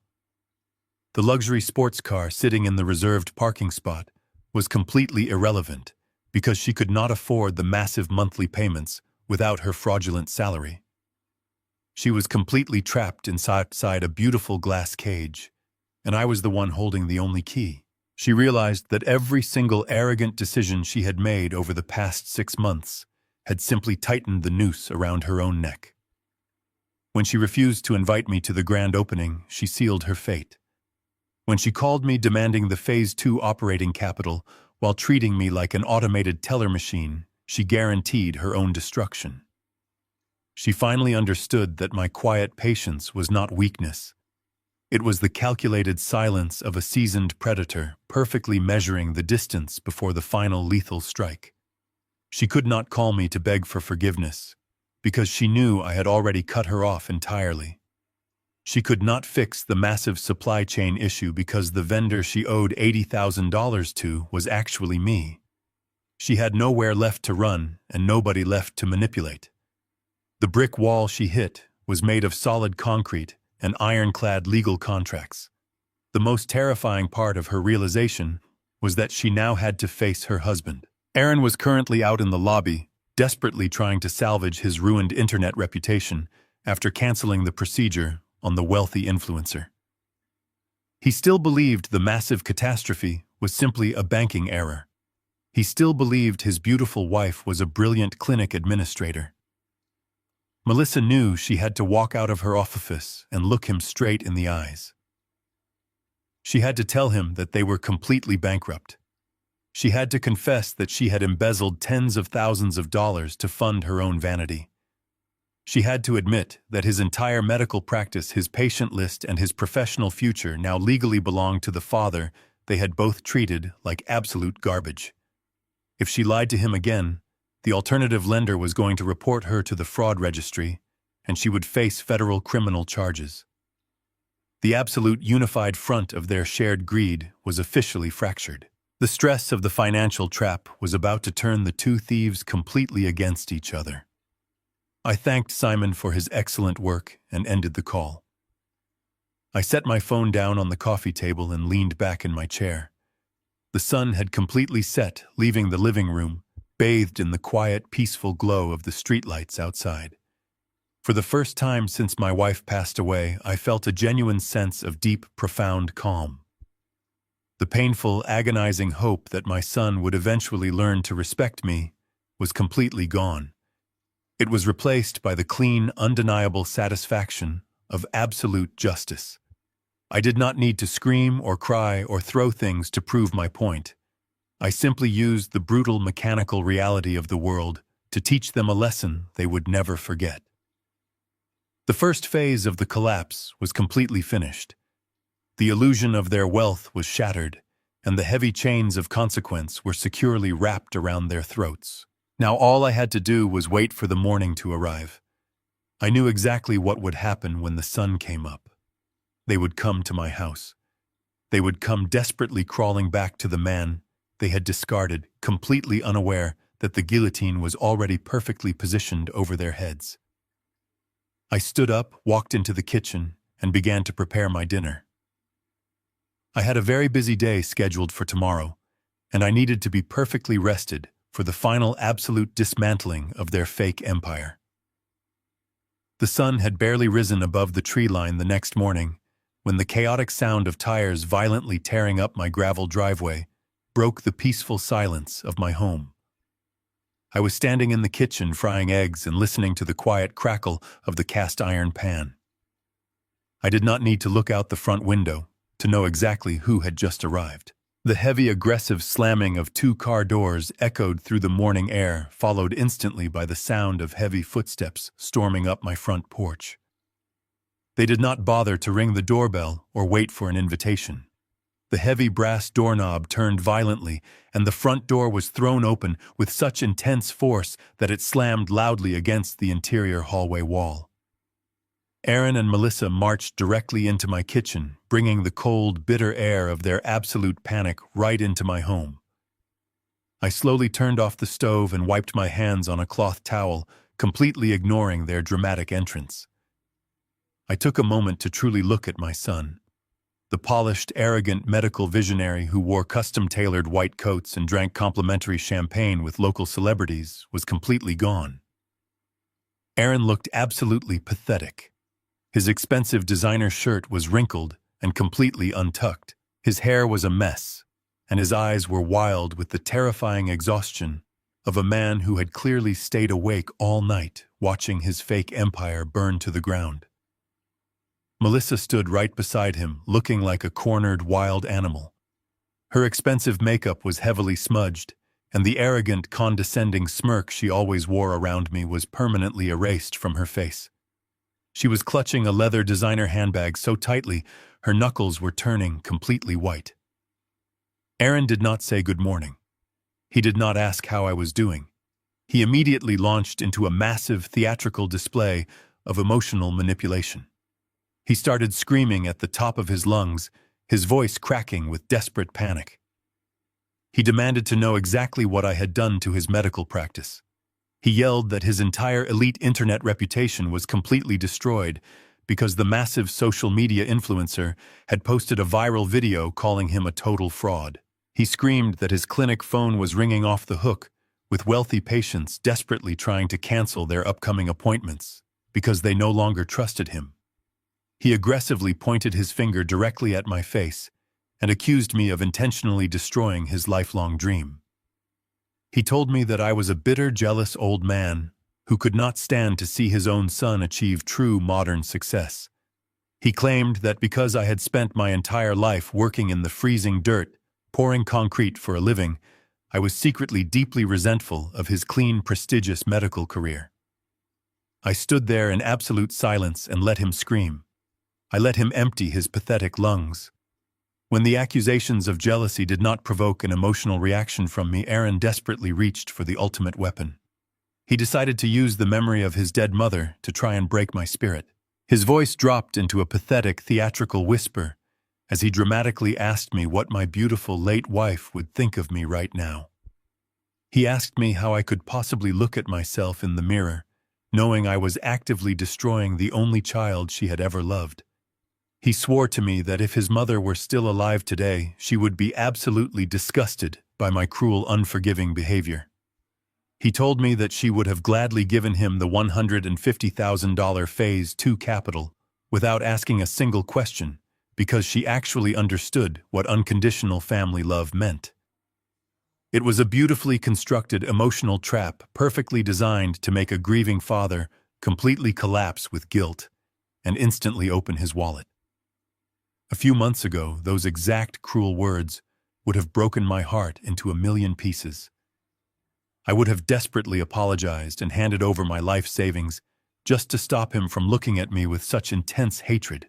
But the father who blindly loved that boy had completely died the very moment Melissa told me I was not invited to the clinic grand opening. I looked at my son, and I felt absolutely nothing but cold clinical pity. I saw him for exactly what he was. He was a weak, spoiled man desperately using a dead woman to try and secure a financial bailout. When my continued silence absolutely infuriated Aaron, Melissa decided it was time for her to take control of the situation. She aggressively stepped in front of her husband, completely dropping the emotional manipulation tactics and pulling out what she foolishly believed was a massive legal weapon. She puffed out her chest and tried to look incredibly intimidating. She pointed her perfectly manicured finger at me and aggressively threatened to completely destroy me in a court of law. She screamed that she had already spoken to a brilliant team of corporate lawyers. That was a complete lie, of course. No reputable lawyer would ever take her case, but she believed the lie sounded terrifying. She confidently declared that she was filing a massive multi-million-dollar lawsuit against me for severe tortious interference. She aggressively accused me of illegally contacting her private commercial lender and intentionally sabotaging her emergency bridge loan application. She screamed that I had absolutely no legal right to speak to the alternative lending group or discuss the private financial matters of her dermatology clinic. She claimed my actions were a highly illegal breach of corporate privacy and a direct malicious attack on her livelihood. She threatened to drag my name through the mud and take away my house, my truck, and my entire retirement fund to compensate her for the extreme emotional distress I had maliciously caused. Melissa truly believed she was delivering a brilliant legal checkmate. She actually thought that throwing around complex legal terms like tortious interference would completely terrify an uneducated blue-collar relic into immediate submission. She demanded that I instantly call the alternative lending group, apologize for my illegal interference, and formally release my senior secured lien on the clinic assets. She promised that if I completely signed over the business to her right now, she would be generous enough to drop the massive lawsuit and let me walk away quietly. I listened to her ridiculous, unhinged demands, and I almost laughed out loud at the sheer magnitude of her delusion. She was standing inside my house threatening to sue me for protecting my own money from her massive embezzlement scheme. She completely believed that because she possessed a loud voice and a designer handbag, she could successfully bully a man who had spent 40 years ruthlessly destroying aggressive commercial competitors. I looked back and forth between the two of them. I saw Aaron desperately clinging to his mother memory, and I saw Melissa desperately clinging to her fake legal threats. They were two drowning rats viciously attacking the only piece of floating wood left in the water, completely unaware that the wood was securely bolted to the bottom of the ocean. They finally stopped yelling. Their chests were heavily heaving as they desperately tried to catch their breath. The loud, chaotic echoes of their screaming slowly faded into the corners of my quiet kitchen.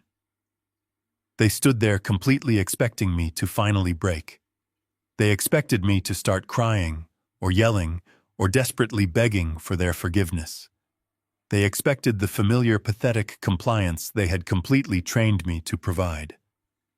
I calmly picked up my mug of black coffee and took a slow, deliberate sip. The dark, bitter liquid tasted absolutely perfect. I looked directly into my son's eyes, and I saw the very first microscopic trace of genuine fear begin to form in his pupils. He suddenly realized that the old man standing in front of him was not reacting like a guilty father. I was reacting like a brick wall. I did not raise my voice. I did not match their chaotic panic. I simply asked them if they were completely finished throwing their little temper tantrum inside my kitchen. Melissa gasped in absolute shock, and her face turned a bright, furious shade of red. She aggressively opened her mouth to start screaming another barrage of fake legal threats, but I raised my calloused hand and completely silenced her. My voice was incredibly low and dangerously quiet, completely commanding the absolute authority of the room. I told her that she was not going to speak another word in my house. I told her that she was going to stand there and silently listen to exactly how the real world actually works. The ultimate confrontation had finally reached its absolute boiling point. They had fired every single emotional and legal bullet they had in their pathetic weapons, and they had completely missed the target. They were totally out of ammunition, and I was just getting started. I slowly turned my back on them and walked out of the kitchen, heading directly toward my home office. I knew they would follow me because they had absolutely nowhere else to go. It was finally time to drop the massive concrete anvil directly onto their fragile glass castle. It was time to show them the folders. I walked out of the kitchen, and my heavy work boots made a slow, rhythmic sound against the hardwood floor. I knew they were following me. I could hear their frantic footsteps trailing right behind me. Aaron and Melissa were completely silent now. The sheer, unyielding confidence in my posture had successfully suffocated their chaotic yelling.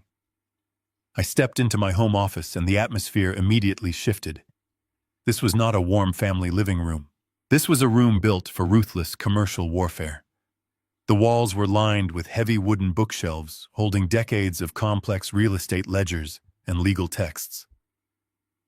The morning sun poured through the large window, casting a bright, unforgiving light directly onto my massive oak desk. I walked behind the desk and slowly sat down in my heavy leather chair. Aaron and Melissa stood awkwardly on the other side of the desk, looking like two guilty children called into the principal office. They completely expected me to start arguing with them. They were aggressively prepared for a loud, emotional shouting match where we would violently trade insults until someone finally apologized. I refused to give them the satisfaction of an emotional reaction. Anger is a completely useless emotion that only clouds your judgment when you are executing a perfect legal kill. I rested my calloused hands flat against the polished wood of my desk. Sitting directly in front of me, perfectly aligned in a neat row, were 3 thick manila folders. I looked at my son. His arrogant posture had completely collapsed. He was nervously shifting his weight from foot to foot, completely terrified of the absolute silence in the room. I reached out and slowly opened the very first folder. I slid it across the smooth wooden surface until it rested perfectly in front of him. I told him to look closely at the document inside. I told him it was the exact same 80-page operating agreement he and his wife had so eagerly signed at my dining room table just a few months ago. Aaron looked down at the paper, and I saw his eyes desperately scanning the complex legal jargon. I calmly explained the brutal reality of his situation. I told him that he had spent his entire adult life believing he was a brilliant self-made medical visionary. He truly believed he owned a highly successful luxury dermatology practice. I shattered that beautiful illusion with a single sentence. I told him that the $900,000 I gave him was never a generous family gift. It was a comprehensive senior secured loan, and he did not actually own a single piece of his own business. I pointed to the specific paragraphs outlining the massive lien I held over his entire medical operation. I explained that every single patient file, every piece of waiting room furniture, and every drop of cosmetic chemicals legally belonged to me. I watched the color completely drain from his face as he finally realized the massive legal chain wrapped tightly around his neck. Then I delivered the first fatal blow. I directed his attention to the strict default clause buried deep inside the contract. I explained that the restricted capital was legally mandated to be used exclusively for the outright purchase of medical equipment to secure the loan collateral. I told him I knew exactly what he and his wife had done. I told him I knew they had maliciously leased the laser machines to artificially preserve the cash for their own luxury salaries.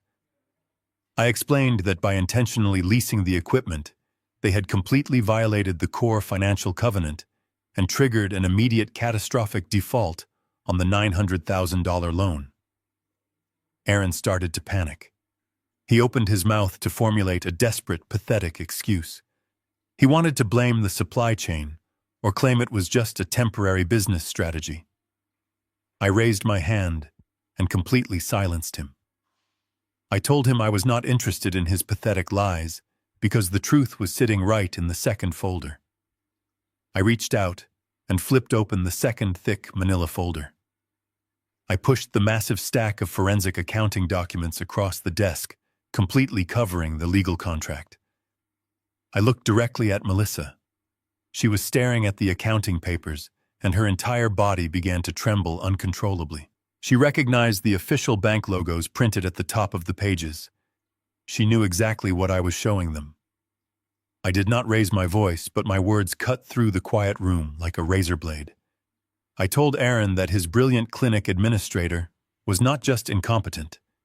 She was a calculated, ruthless criminal. I explained that my legal team had executed a comprehensive forensic audit of the primary clinic bank accounts. I told my son to look at the long list of massive wire transfers highlighted in bright yellow ink. I explained that for the past several months, Melissa had been aggressively siphoning the operational budget to a completely fake shadow corporation called Apex Lifestyle Management. Aaron looked completely horrified. He stared down at the highlighted numbers and then looked up at his wife. He asked her what Apex Lifestyle Management was, and his voice was completely trembling with fear. Melissa could not even look him in the eye. She stared down at the floor, completely paralyzed by the massive, undeniable proof of her absolute betrayal. I answered the question for him.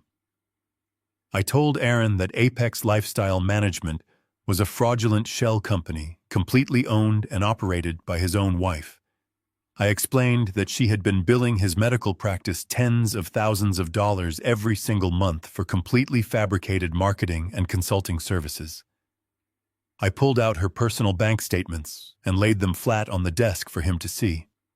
I showed him exactly where his clinic operating funds were actually going. I pointed to the massive down payment for her slate gray Porsche. I pointed to the thousands of dollars spent at high-end designer clothing boutiques and luxury weekend spa retreats. I explained that the reason his medical supply cabinets were completely empty yesterday was not because of a sudden, unexplainable banking error. It was because his wife was intentionally starving his medical practice to death just to fund her own endless vanity. She had completely ignored 2 months of critical vendor invoices, prioritizing her fake consulting fees over the basic sterile bandages he desperately needed to perform his job. I told him that the massive social media disaster he suffered yesterday was entirely orchestrated by the woman standing right next to him. The absolute unified front of their shared greed completely shattered right in front of my eyes. Aaron turned to Melissa, and his face twisted into a mask of pure, unadulterated rage. He realized that she had intentionally destroyed his precious elite reputation just to buy expensive shoes and luxury cars. He started yelling at her, demanding to know how she could possibly do this to him. He called her a thief and a liar. He completely forgot about the massive lawsuit she had threatened me with just 10 minutes ago. He completely forgot about his dead mother. He only cared about the horrifying fact that his wife had completely bankrupted his professional future. Melissa tried to desperately defend herself. She started crying and stammering, claiming that she only took the money because she deserved a proper luxury lifestyle for managing such a stressful business. She tried to blame Aaron, saying he was always too busy playing doctor with local celebrities to ever look at the financial books. They began viciously tearing each other apart right inside my office. The stress of the trap was crushing them, and they were turning on each other like starved wolves. I let them scream at each other for a few moments, watching their toxic marriage completely disintegrate under the crushing weight of the truth. Then I picked up the third folder. The heavy sound of the thick manila folder hitting the wooden desk instantly silenced them. They both turned back to look at me, completely terrified of what final nightmare I was about to unleash. I opened the final folder and slowly slid the official commercial foreclosure notices across the desk. I told them that the forensic audit was just the beginning of their punishment. I explained that because they had intentionally triggered the massive default clause in the operating agreement, I had formally exercised my absolute legal right as the senior secured creditor. I pointed to the top document and explained the brutal reality of their current situation. I told them I had completely seized total legal ownership of the dermatology clinic. I told them that the business no longer belonged to them in any capacity. I owned the building lease, I owned the intellectual property, I owned the expensive Italian marble desk, and I owned every single future patient receivable. Melissa desperately tried to find a way out of the trap. She pointed her shaking finger at me and tearfully claimed that she was going to use the emergency bridge loan to pay off the medical supply vendor and save the clinic.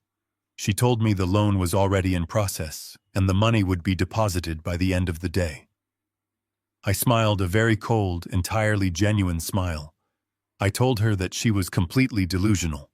I informed her that the alternative lending group had officially permanently denied her fraudulent loan application yesterday afternoon. I explained that the underwriter called my legal team directly because I was registered as the senior lien holder on the state commercial registry. I told her I personally instructed my lawyer to inform the bank that she was attempting to illegally pledge leased medical equipment as commercial collateral. Melissa physically stumbled backward as if I had just punched her directly in the chest. She finally realized that the terrifying phone call she received from the loan underwriter yesterday was entirely orchestrated by me. She realized I had completely isolated them from every single financial resource in the entire city. Aaron looked completely defeated. His shoulders were slumped, and the arrogant fire was completely gone from his eyes. He asked me in a tiny, pathetic whisper what was going to happen next. He asked me how he was supposed to perform his scheduled cosmetic procedures today without any medical supplies or access to the clinic bank accounts. I looked at my son and delivered the final, absolute consequence of his incredible arrogance. I told him that he was not going to perform any procedures today. I told him that he was never going to step foot inside that beautiful luxury clinic ever again. I explained that while they were busy driving over here to scream at me in my kitchen, my private legal team was currently standing at the clinic with local law enforcement officers. The locks on the heavy glass doors were being completely changed. A formal legal notice of commercial foreclosure was being taped directly to the front window for every single wealthy patient and local celebrity to see. I told them the game was completely over. The fake, glamorous life they had built using my stolen retirement funds was officially permanently terminated. I told them they had exactly 10 minutes to pack their personal belongings and get out of my house before I called the police and had them formally arrested for trespassing and federal commercial fraud. I closed the 3 empty folders and completely ignored their desperate sobbing. The absolute dismantling was finished. I watched the heavy reality of the commercial foreclosure notices completely crush the last remaining ounce of their defiance. The beautiful glass castle they had built with my money was gone. The fake empire was completely dead. But the absolute worst part of their nightmare was not the loss of the luxury clinic. The worst part was the second folder sitting open on my desk.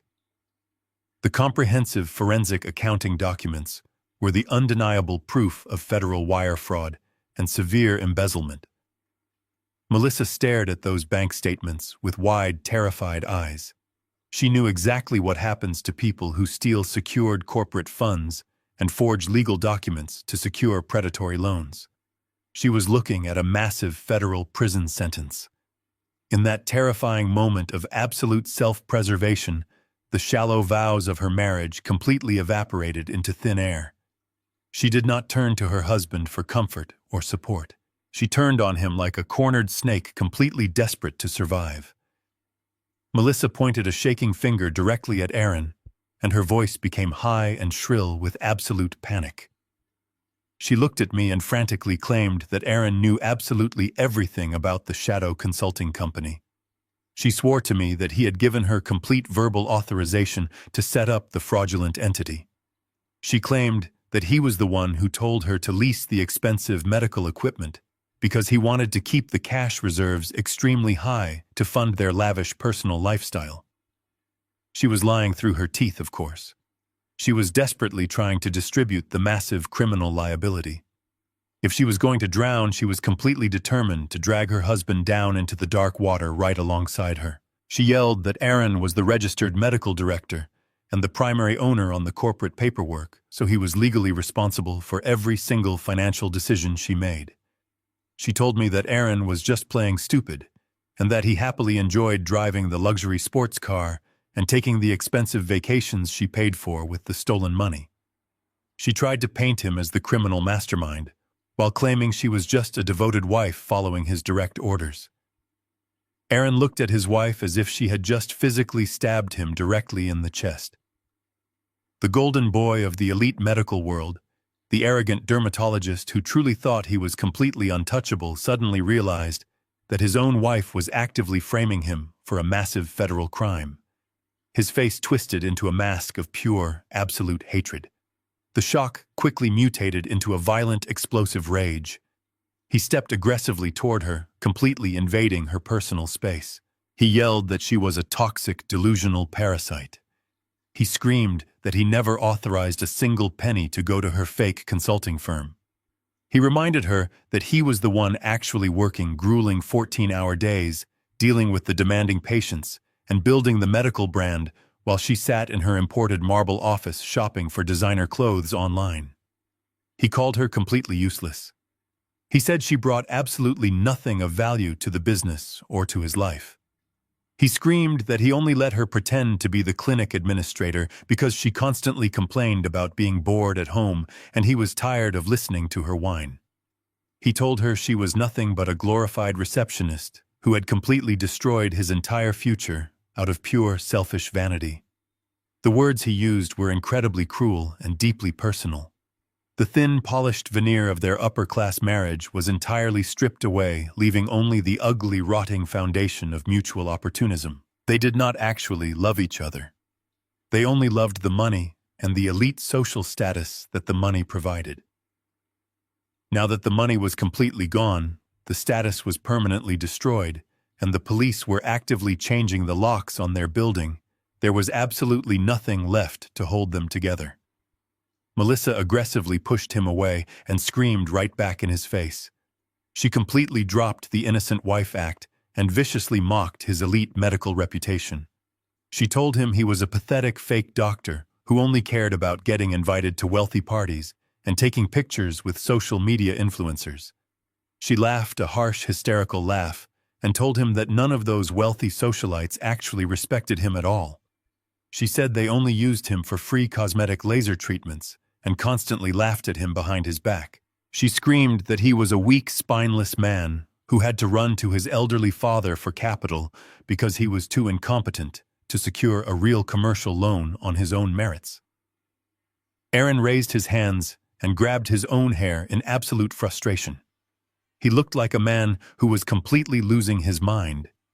He yelled that he was going to hire his own aggressive criminal defense attorney the very second he left my house.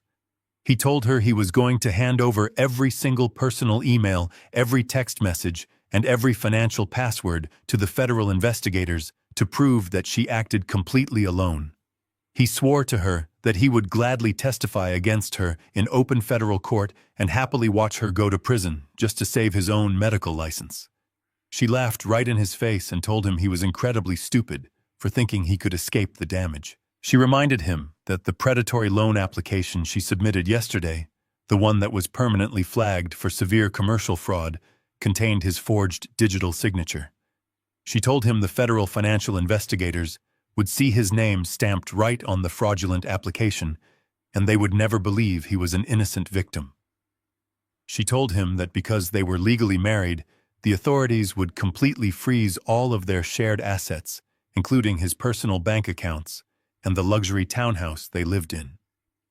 She smiled a vicious, cruel smile and told him they were both going down together and there was absolutely nothing he could do to stop it. I sat quietly in my heavy leather chair and watched the spectacular, violent implosion of their shared life. I did not interrupt them. I did not try to calm them down or offer any parental guidance. I simply folded my calloused hands on the desk and observed the chaotic destruction. This was the true cost of unearned comfort. This was the absolute consequence of treating people like disposable resources. When you build a relationship entirely on a foundation of greed and vanity, the slightest pressure will cause the entire structure to violently collapse and completely crush everyone trapped inside. I thought about my late wife and the beautiful, strong marriage we had built over 40 years. We built our life on mutual respect, deep loyalty, and quiet sacrifice. We survived financial hardships and terrible storms because we actually valued each other more than the money. Looking at my son and his wife, I realized they had absolutely no idea what true loyalty even looked like. They completely forgot that I was even in the room. They paced back and forth across my home office, screaming terrible, vicious accusations at each other. They verbally tore each other to pieces, leaving absolutely nothing sacred untouched. I looked at the heavy brass clock sitting on my desk. The smooth second hand steadily swept across the face. The 10 minutes I had generously given them were almost completely gone. I slowly stood up from my chair. The simple movement caught their attention, and their chaotic screaming abruptly stopped. They turned to look at me completely out of breath, their faces flushed with extreme anger and pure terror. The heavy silence rushed back into the room, settling over us like a thick, dark blanket. I did not raise my voice. I spoke with the calm, steady rhythm of a man who was completely finished with a long, tedious job. I told them that their 10 minutes were officially up. I pointed toward the hallway leading to the front door. I told them to get out of my house immediately. I told them to take their toxic, pathetic drama out of my home and deal with the horrific criminal consequences of their actions on their own time. Aaron looked at me and his eyes suddenly filled with desperate, pathetic tears. He took a small, tentative step toward my desk.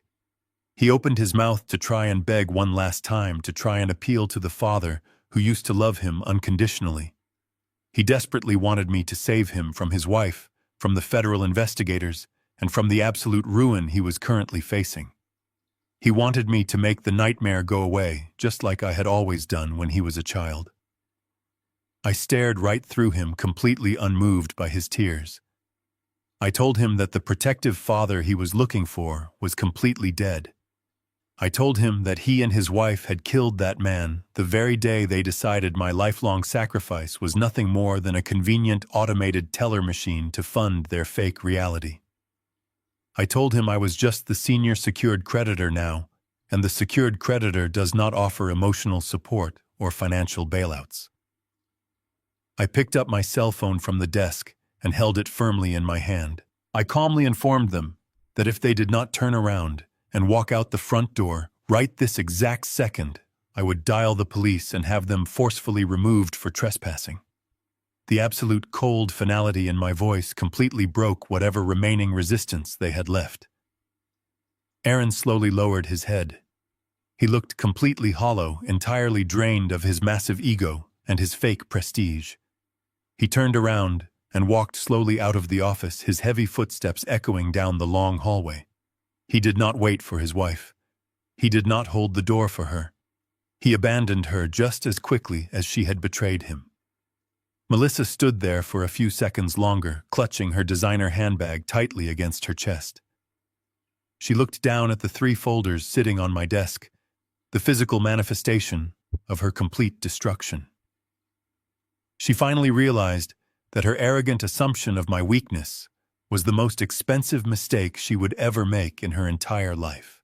She turned around and practically ran down the hallway, desperate to escape the crushing weight of her own failure. I stood alone in my quiet office and listened to the heavy front door slam shut. I listened to the separate sounds of their luxury cars violently starting in my driveway. They sped off in completely different directions, leaving behind a trail of dust and shattered illusions. The unified front of the thieves was permanently fractured. They had arrived at my home together, completely convinced they could easily bully an old man into submission. They left completely alone, absolutely terrified, and fully aware that their privileged lives were completely over. The trap had executed perfectly, and the absolute justice I sought was finally complete. I did not stay inside my quiet home after they drove away in their separate vehicles. I walked out to my old pickup truck and drove straight to the upscale medical district. I needed to witness the absolute finality of my legal strategy executing in the real world. By the time I pulled up to the sleek glass building, the gears of justice were already grinding their fake empire into dust. Simon had coordinated the commercial seizure perfectly. A team of private security contractors and 2 uniformed sheriff deputies were already standing inside the beautiful lobby. A professional commercial locksmith was actively drilling out the heavy brass deadbolts on the front glass doors. There were several wealthy clients standing outside on the pristine sidewalk, completely confused by the chaotic scene. They were holding their expensive designer handbags and looking through the large windows at the uniformed officers standing next to the imported Italian marble desk. These were the exact elite socialites my son had desperately tried to impress by giving away free cosmetic procedures. Now they were watching his luxury medical practice being actively raided by law enforcement. Aaron and Melissa arrived at the clinic just minutes after I did. Their 2 expensive luxury cars screeched into the premium parking spots near the back entrance. They practically sprinted toward the building, completely desperate to somehow stop the inevitable collapse they had just learned about in my kitchen. But the heavy glass doors were already locked from the inside by the private security team. Aaron pounded his fists against the thick glass, completely abandoning his polished, professional demeanor. He saw his wealthy clients staring at him from the sidewalk, and his face flushed with intense humiliation. He desperately tried to put on his charming medical visionary smile, but he was sweating profusely, and his expensive designer shirt was still completely wrinkled from our intense confrontation. He loudly shouted through the glass, trying to tell his patients that it was just a minor administrative error and that his clinic would be fully operational in a few short hours. I instructed the head security guard to open the door just enough to let my son and his wife step inside the lobby. I wanted this absolute dismantling to happen exactly where they had built their massive lies. Aaron stumbled into the room immediately, trying to take control of the narrative. He pointed at the uniformed deputies and aggressively demanded that they leave his private property. Simon stepped forward from the shadows, holding the thick stack of official court-ordered foreclosure documents. He did not speak quietly. Simon has a voice perfectly trained for a loud courtroom, and he utilized it flawlessly. He announced to the entire room, including the wealthy clients who were peering through the open doorway, that the dermatology practice was officially legally seized. He stated clearly that the seizure was due to severe commercial fraud and a complete default on a senior secured loan. The wealthy clients outside gasped in unison. The carefully crafted illusion of extreme wealth and medical prestige was completely publicly shattered in a matter of seconds. The clients immediately pulled out their cell phones and began typing furiously, undoubtedly spreading the incredible scandal to every single country club and elite social circle in the entire city. Melissa completely panicked. She suddenly realized that if the clinic was entirely seized, the federal financial investigators would soon be tearing through her private administrative office. She knew her computer hard drive contained all the fraudulent invoices and the digital banking transfers she had used to embezzle my money. She desperately tried to dart past the private security guards and sprint down the pristine white hallway toward her office. She screamed that she needed to collect her private medical records and her personal belongings before anyone else touched her desk. A large uniformed security guard stepped effortlessly into her path and firmly blocked the hallway. Simon looked at her with absolute disgust and calmly delivered the brutal legal reality. He informed her that every single item inside the entire building completely belonged to the private holding company. He told her the commercial lien covered her computer, her physical filing cabinets, and the imported marble desk she used to hide her crimes. He clearly warned her that if she attempted to touch a single piece of corporate property, she would be immediately arrested for evidence tampering and federal theft. Melissa physically recoiled as if Simon had struck her. She looked around the lavish waiting room she had personally designed and realized she was a complete stranger in a building she used to rule. Aaron slowly turned to look at me. I was standing near the back wall watching the entire pathetic scene unfold with absolute cold detachment. He walked slowly toward me, his eyes completely begging for a final shred of parental mercy. He lowered his voice to a pathetic whisper and asked me how I could possibly do this to my own flesh and blood.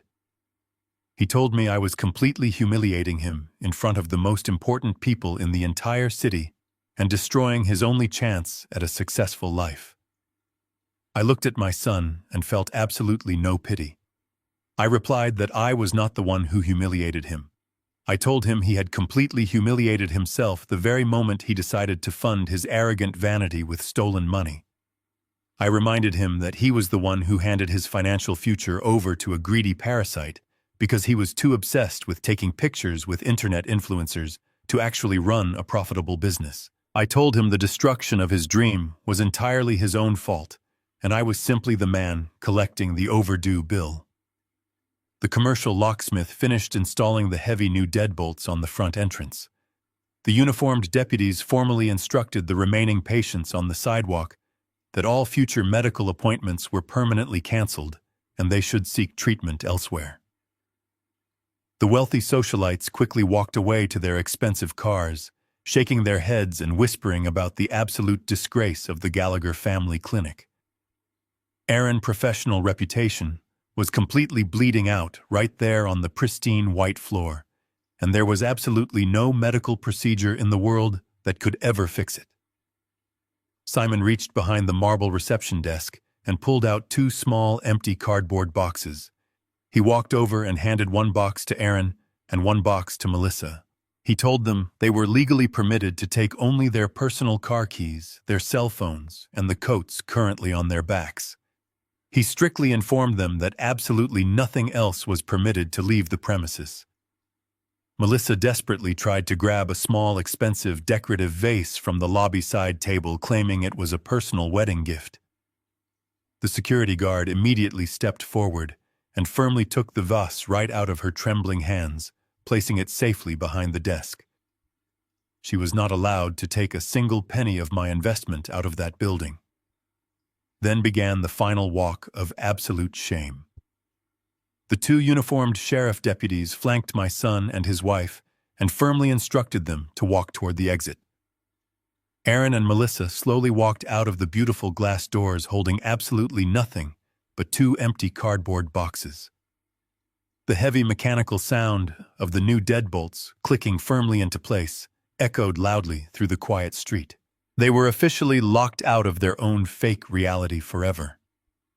They stood on the cold concrete sidewalk, completely isolated from the luxurious world they had stolen. They had no medical clinic, they had no operating capital, and they were entirely facing massive federal criminal charges for their extensive commercial fraud. They did not speak to each other. They just walked slowly toward their expensive leased cars, completely broken by the crushing weight of their own monumental greed. I stood inside the quiet lobby and looked around at the empire I had just legally conquered. The air conditioning hummed softly, pushing the scent of eucalyptus through the empty waiting room. The clinic was completely silent, but it finally felt clean. The toxic parasites had been forcefully removed, and the host was completely cured.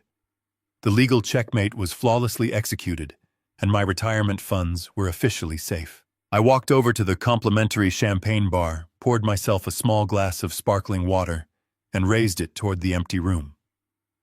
The lesson was completely delivered, and the absolute truth had finally won. The weeks following the commercial seizure were a masterclass in the absolute brutal efficiency of the legal system. I did not need to speak to my son or his wife to know exactly how their lives were unraveling. Simon provided me with regular detailed updates from the ongoing federal financial investigation and the civil bankruptcy proceedings. The absolute destruction of their fake empire was completely methodical and beautifully permanent. Aaron quickly discovered that the elite medical community he had so desperately tried to court was completely unforgiving. The viral video from the humiliated internet influencer had permanently stained his professional name. No private luxury practice in the city would even consider hiring him. The wealthy socialites who used to drink his complimentary champagne now openly mocked him at their exclusive country clubs. His reputation was toxic, and his professional network completely abandoned him the very moment he lost his expensive imported marble waiting room. But the most terrifying reality Aaron had to face was the massive mountain of debt slowly crushing him. Although I had legally seized the clinic assets, the commercial equipment, and the plush velvet furniture did not completely cover the massive remaining balance of the $900,000 loan.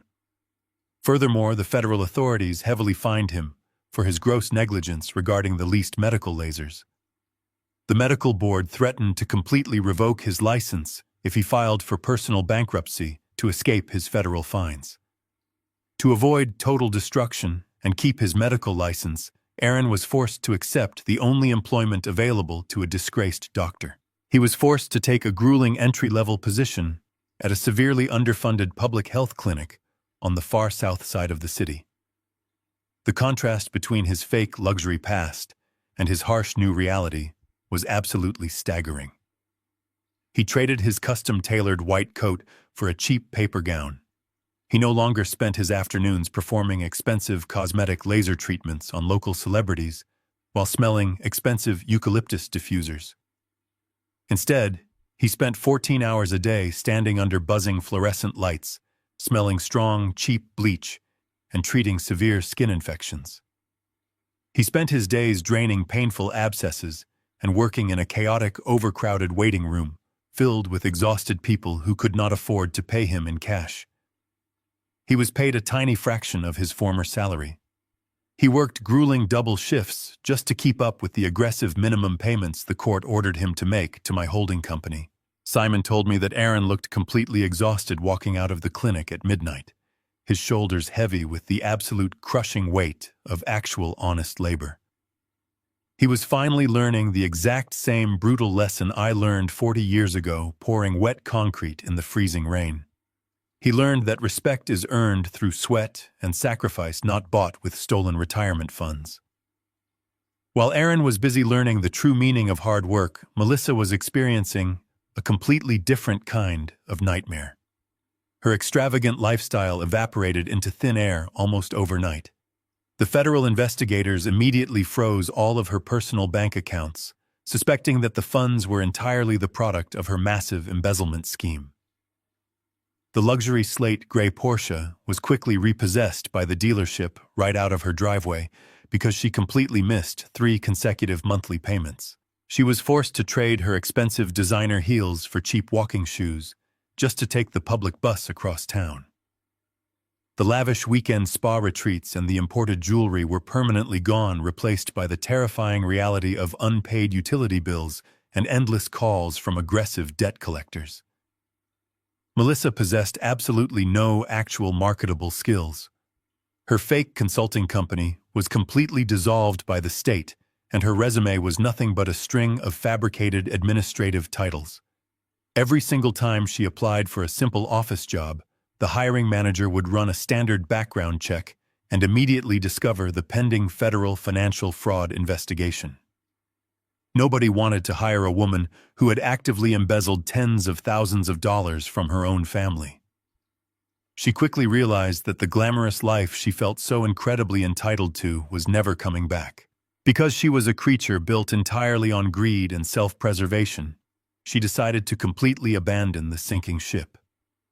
She refused to lower her standard of living to support a disgraced public clinic doctor. Just 3 months after the clinic was seized, she formally filed for divorce. She hired a cheap, desperate divorce attorney, completely expecting to extract a massive financial settlement from Aaron. She truly believed she could legally secure half of whatever remaining assets he possessed and demand permanent alimony based on his future earnings as a medical professional. She marched into the small, cramped divorce mediation room, wearing the last clean designer outfit she owned, completely expecting to walk away a wealthy victim. She sat across from my son, with her chin held high, still foolishly believing she was the smartest person in the room.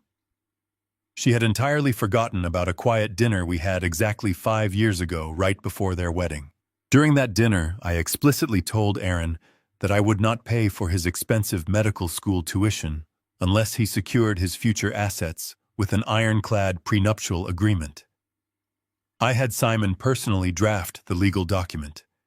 It was a ruthless, comprehensive contract specifically designed to protect my financial investments from any potential future spouses. Melissa had eagerly signed that prenuptial agreement 5 years ago because Aaron had promised her a lifetime of endless wealth, and she simply did not care about the boring legal details at the time. As she sat in the divorce mediation room confidently demanding spousal support, Aaron silently pulled a thick manila folder from his briefcase. He was completely exhausted, and his eyes carried the dark, heavy bags of a man who worked 14-hour shifts, but he still managed to find the strength to deliver the final blow. He silently slid the original signed prenuptial agreement across the table. The cheap divorce attorney picked up the document and quickly read through the clauses. The color completely drained from the attorney's face. He turned to Melissa and immediately told her the horrifying truth. The contract explicitly stated that in the event of a divorce caused by financial fraud, criminal negligence, or gross financial mismanagement, she was legally entitled to absolutely nothing. The prenuptial agreement specifically protected all business assets, all future medical earnings, and all personal property from being divided. Melissa started screaming at her attorney, demanding that he fight the contract in court. The attorney calmly packed his briefcase and told her that the document was completely bulletproof. He told her that because she was currently under federal investigation for embezzling funds from the marital business, no judge in the entire country would ever invalidate the agreement to give her a massive payout. He told her she was completely wasting his time, and he walked right out of the room. She was left sitting at the table completely alone. She would receive no alimony. She would receive no portion of his meager public health salary. She was legally stripped of everything she had ever touched. She walked out of that mediation room completely empty-handed, stepping out into the cold city street with no money, no car, no husband, and absolutely no future. The arrogant woman who had openly mocked my worn-out clothes and proudly excluded me from her grand opening, was now completely ruined. The justice I demanded was not just loud, it was incredibly precise. Her complete and absolute destruction was finally achieved, leaving her to fade away into the exact same shadows she had once tried to force me into.